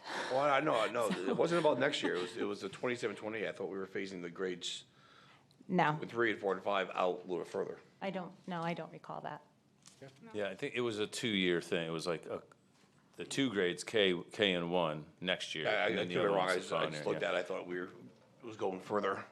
Mr. Fredo, if it's okay, can we just read, just so the public hears the numbers? Because you didn't Oh, sure, list, I'm like, sorry. the actual class sizes that we're voting on. Yes, Just so they hear thank that you. numbers. Thanks. Sure. The following will serve as guidelines for the maximum number of students for each instructional group at each grade level. So this is just a guideline. Kindergarten would be going to 18, and grade 1 would be 20. Grades 2 through 3 would be 22. Grades 4 through 5, 25. 6 through 8, 25, and 9 through 12, 25. Some classes may be adjusted based on the number of student stations, state guidelines for square footage per pupil, and supervisory health and safety matters. And just to fill in the details on that, and then to the point that Mr. Clemens was making, some of those are going to decrease in the 27, 28 year. So I'm just going to read those quickly if I might. Yes, if go that's ahead, okay. please. So for first grade in the 27, 28 year, it will go down from 20 and decrease to 18. And then for grades 2 and 3, it decreases from 22 down to 20. And then for grades 4 and 5, it decreases from 25 down to 23 for the 27, 28 year. So That that is was correct. the point that Mr. Clemens was making. Thanks. Thank you. Any other questions or comments? Okay. So may I have a motion, please? Make a motion to approve policy 6120. Thank you. Can I have a second? Second. Thank you. All in favor? Aye. Aye. Any opposed? Nope. Any abstentions? Okay, excellent, very good. All right, we're moving on to policy number 5200.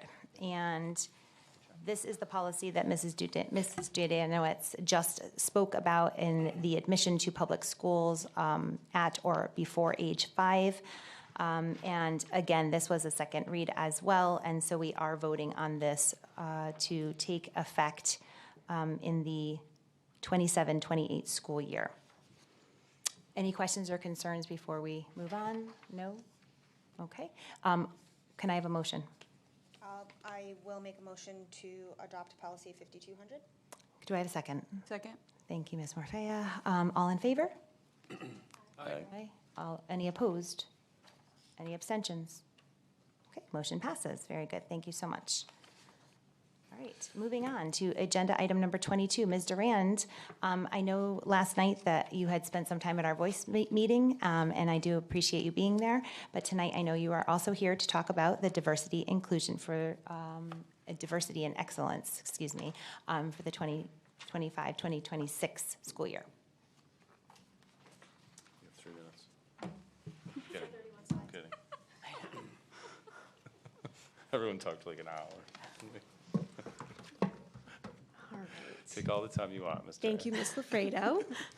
I will try to speak quickly, but also do want to give this is an important topic, and I don't want to brush over anything. So good evening, everyone, and thank you for the opportunity this evening to share with you just some of the rich diversity that we have in our district and the ways in which we celebrate and support our student community. In Rocky Hill, we are blessed to have a growing population of multilingual learners across all 5 of our schools. Each year, I share this data as part of our student achievement. Tonight, I'm sharing it with you to emphasize the extent to which this cohort of students has grown over the past 4 years. It is equally interesting to see that our students come from a wide variety of places. And before the next slide is going to show where they come from, but I'm going to go back to this for just 1 second because I want you to notice the growth over the past 4 years.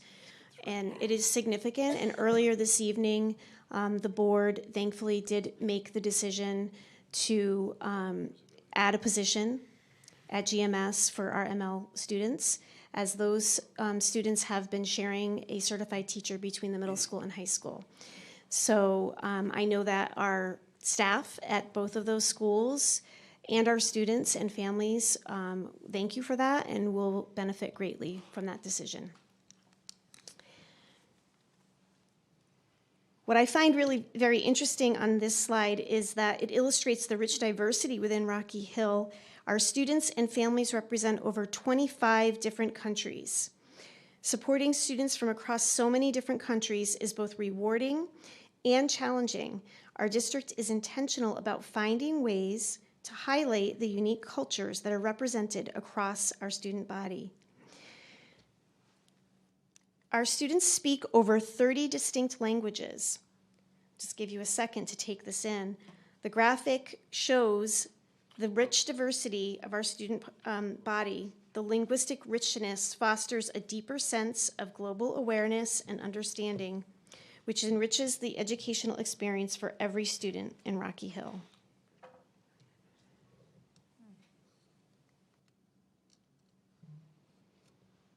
Students have the opportunity to participate in an assessment each year to receive what is called the Connecticut Seal of Biliteracy. The Connecticut Seal of Biliteracy is an award established in 2017 recognizing high school graduates who demonstrate proficiency in English and one or more additional languages. It is affixed to diplomas and transcripts to honor bilingualism, enhance college applications, and boost future employment prospects. This year, we had a total of 25 students achieve this accomplishment in the languages listed on this slide. Each year, we utilize Title III funds to host our ML Family Night. This event is an opportunity for our families to make connections to one another and to the different organizations within our community. Here are a few pictures from this year's event held at West Hill School and organized by our 4 ML teachers and myself.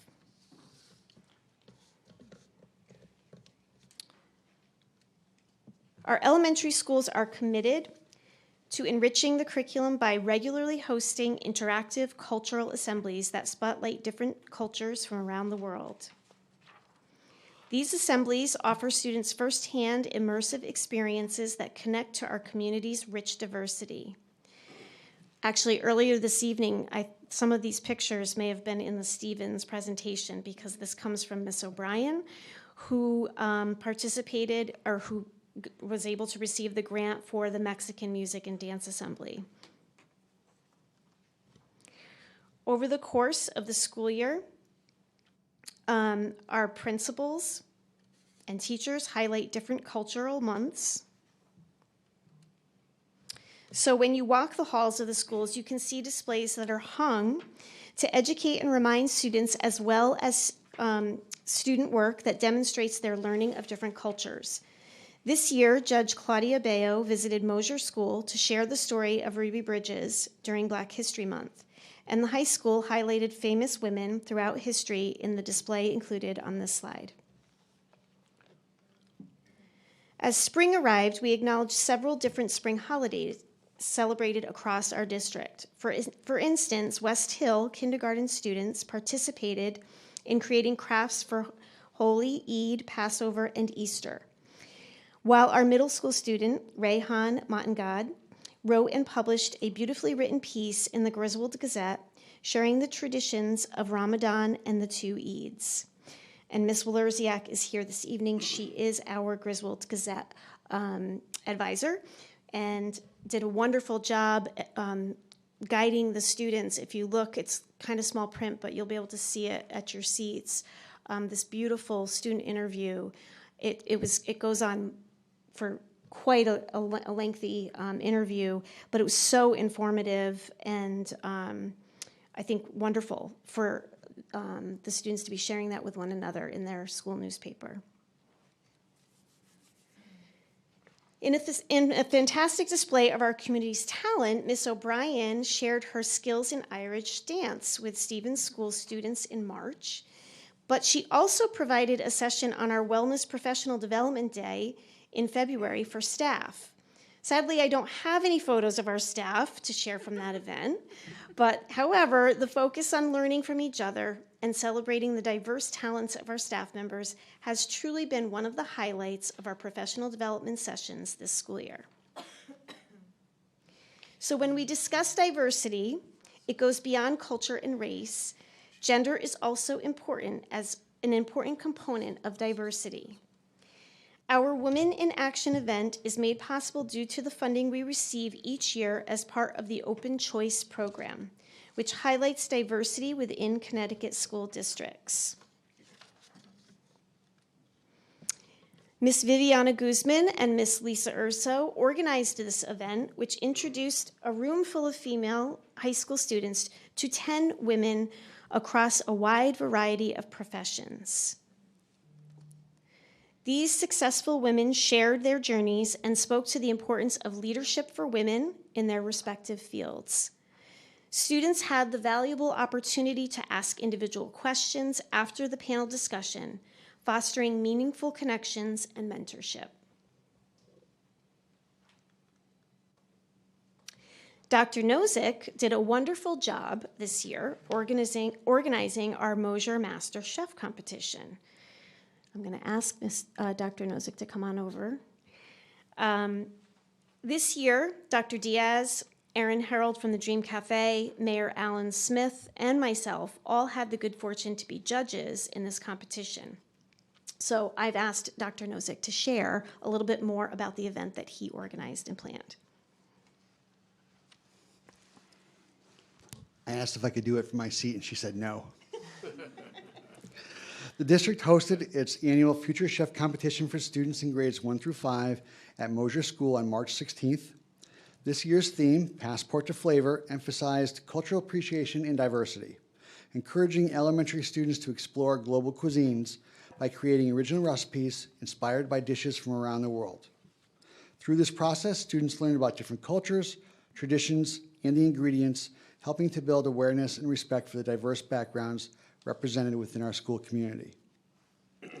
More than a cooking contest, the event promoted creativity, cultural understanding, and healthy eating habits. Students developed and presented their own recipes, which were judged on originality, ease of preparation, healthy attributes, taste, presentation, and kid-friendliness. We featured a couple of Italian dishes, including a sage butter gnocchi. Is that how you say it, gnocchi? My grandmother would kill me for that. Gnocchi, and a delicious pasta carbonara. We also explored flavors from India with 2 dishes, salmon on fire, which I actually made at home, just a little bit less fire, and papri chaat.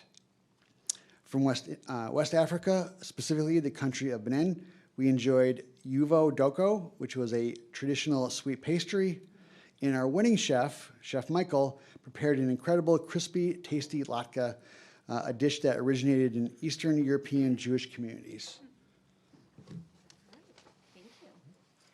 Thank you, Dr. Nozick. And I would highly recommend board members, if you have the opportunity to be a judge, this was one of the highlights of my year so far. It was fantastic to be a part of.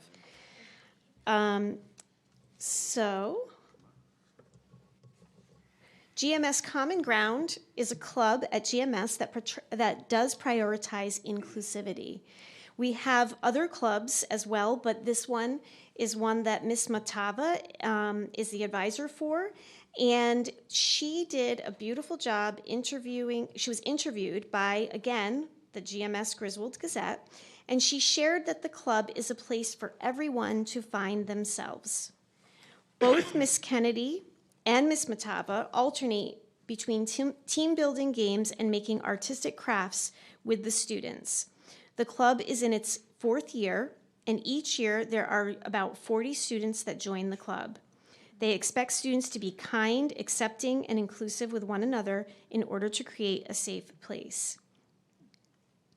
In November, Common Ground created a thankfulness tree and then encouraged others to add to it. You can see how it grew with Mr. Maziar's adding to the tree.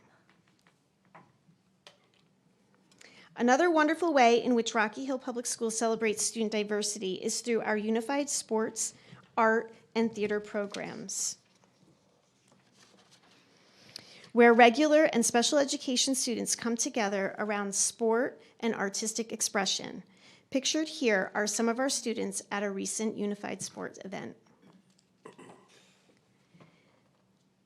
YAM, which stands for our Youth Art Month, is another event that I wanted to include a few pictures of, because our students work, as well as the jazz band and the departments of both the art and music departments across the district, are constantly exposing our students to a wide variety of cultures through artistic expression. Throughout the entire K-12 curriculum, students are exposed to global representations of artists' work.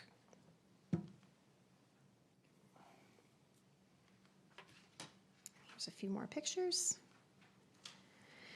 And then that could, see, wasn't that bad, right, Mr. Kosker? That was pretty good. Thank you. Short and sweet and concise.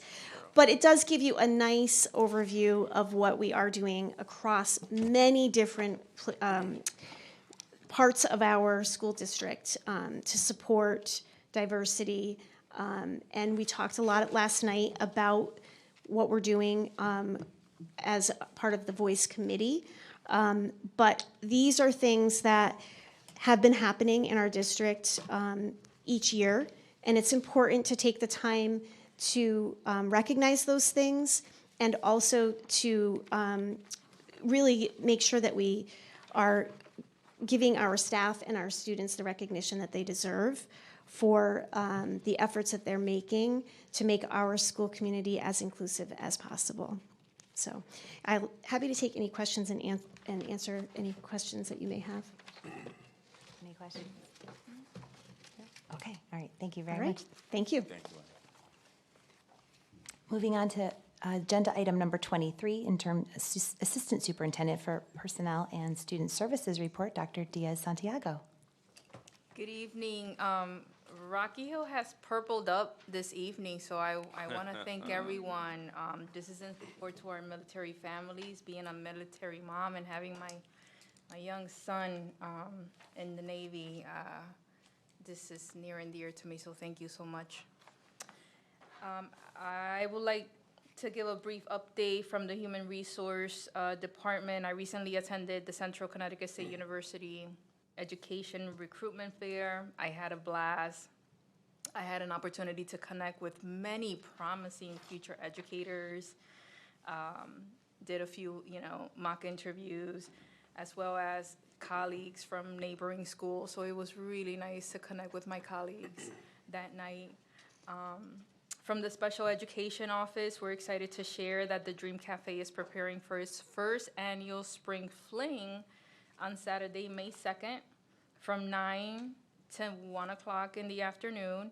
And the event will feature student-made crafts, summer sips and veggie dips with a live recipe demonstration, a lemonade mocktail bar, and musical performances by the Rocky Hill High School Hill Tunes. We're also proud to host a special book signing with Dream Academy student Antonio Cristofaro, who's featuring his book Chef Antonio and His Magic Spoon. So we encourage our community to join us and celebrate this incredible work and talents of our students. As part of our civility framework and our continued commitment to diversity and excellence, we administered a student survey to grades 4 through 12 to gather feedback on the fall and spring civility assemblies at all our schools.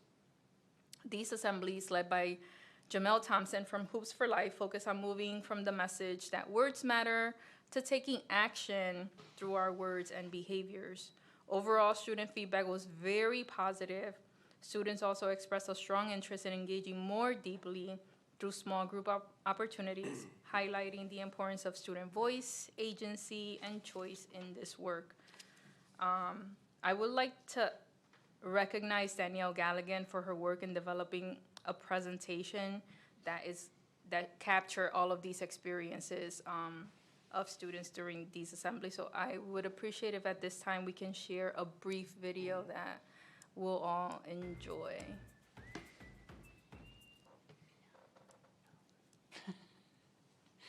Anyone?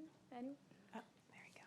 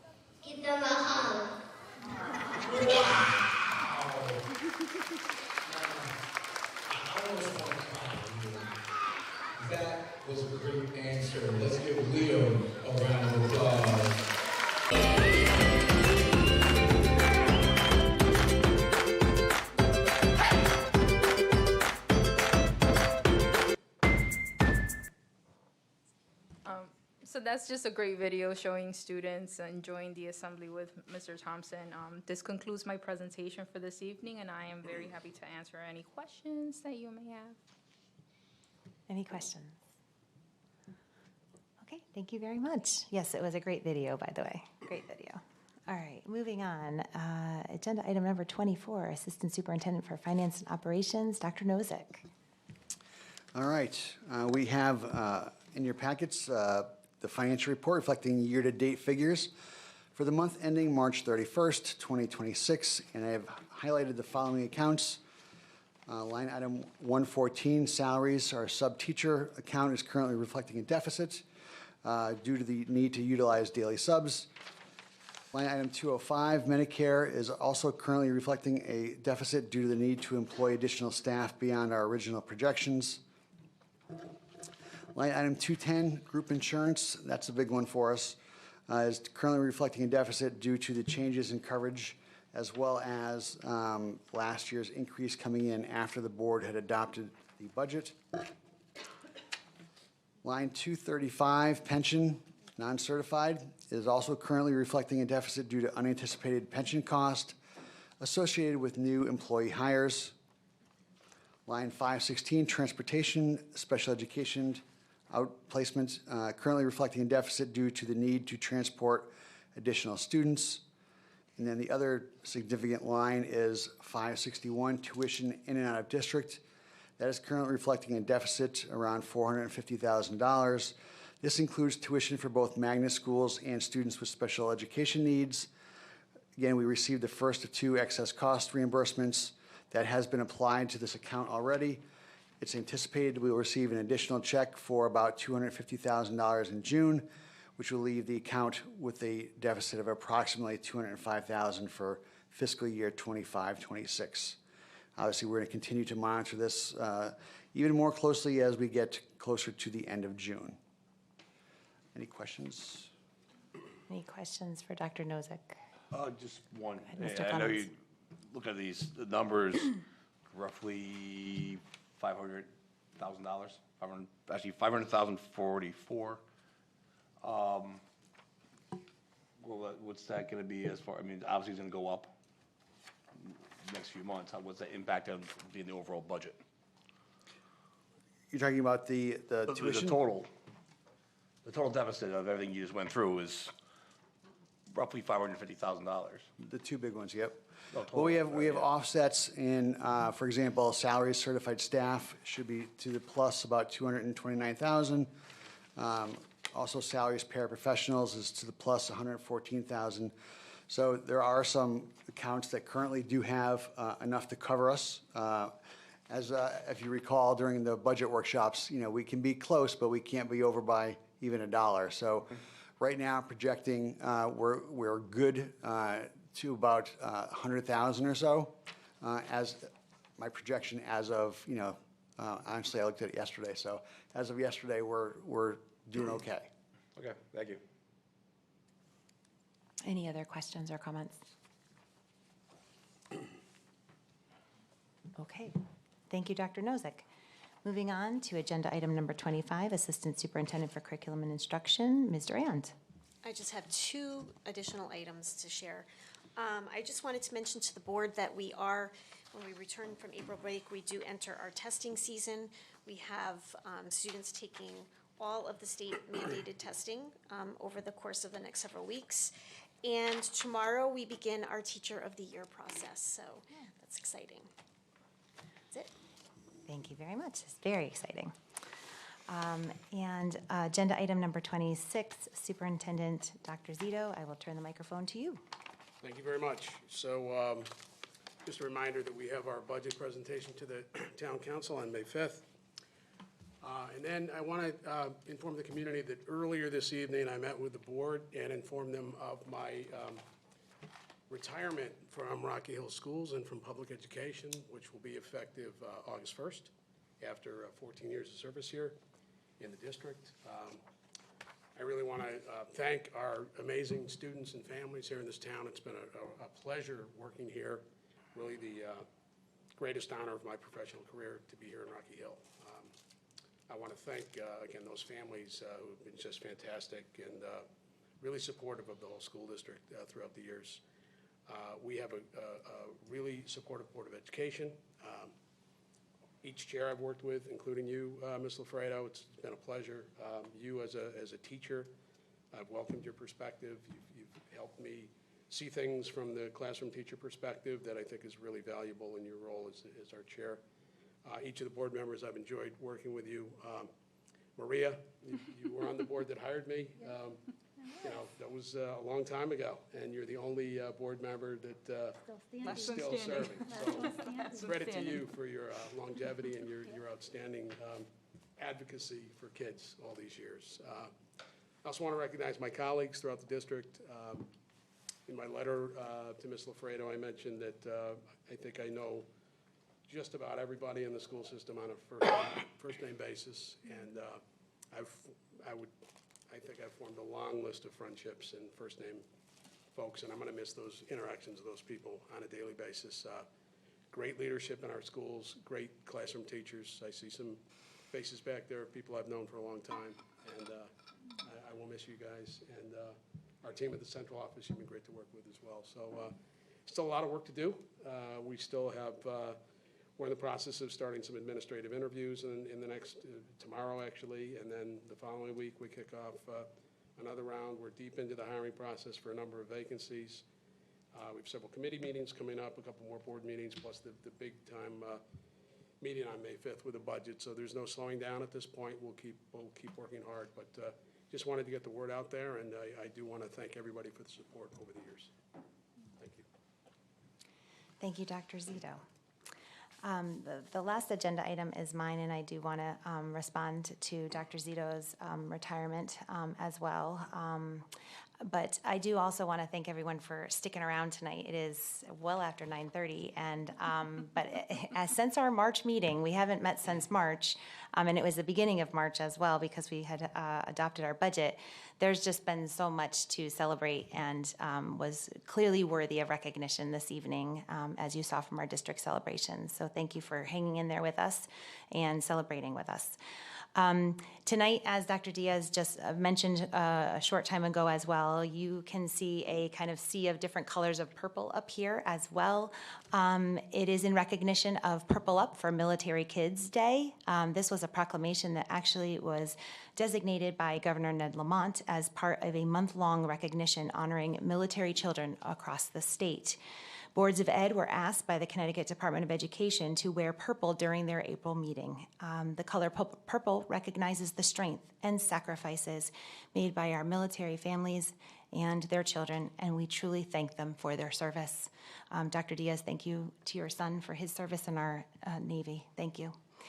I, as well, as Dr. Zito mentioned, encourage the community to attend in person here in this room or watch on YouTube the board's presentation of the 26-27 operating budget to the town council, which will be Tuesday, May 5th at 5:30. This is an important opportunity to hear the staffing requests that we have for next year and to stay informed about the supports our students and our schools need. And lastly, I just want to acknowledge tonight's retirement announcement by Dr. Zito. Over the past 14 years, Rocky Hill Public Schools have benefited from his steady leadership, his clear vision, and unwavering dedication. He's worked with 5 board chairs, including myself, during this time to move our district forward. Dr. Zito, thank you for your commitment to the Rocky Hill Public Schools and for the lasting impact that you have made on this community. And as Dr. Zito just said, we're not saying goodbye yet, because we have so much to look forward to with our graduating class over the next, I think I counted right, not that anyone is really counting, right? 38 days of school that are left. So we have much to do, many more committee meetings, more Board of Ed meetings, and certainly a wonderful send-off for our graduating class. However, the Board of Education is now charged with the very important responsibility of conducting a thorough and thoughtful search for a new superintendent of schools.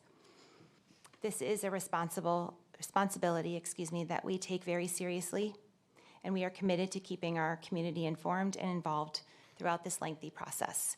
The community will be getting updates from me, either at our board meeting here, but also across Parent Square if need be. We would like to keep you in the loop. Together, we will stay grounded on what is mattering most to all of us, which is to support our students, our staff, with values rooted in prioritizing academic excellence, social emotional well-being, and a commitment to lifelong learning. So there's more to come. I know this was a long meeting. Is there anything that anyone else wishes to state this evening before I look for a motion to adjourn? No? Okay, motion to adjourn, please. Motion. Thank you, Mr. Addy. Can I have a second? Thank you, Mr. Clemens. Thank you so much. All in favor? I know we're all ready to get out of here. ready to It go. is ready to Sounds go. already Motion going. passes. Thank you.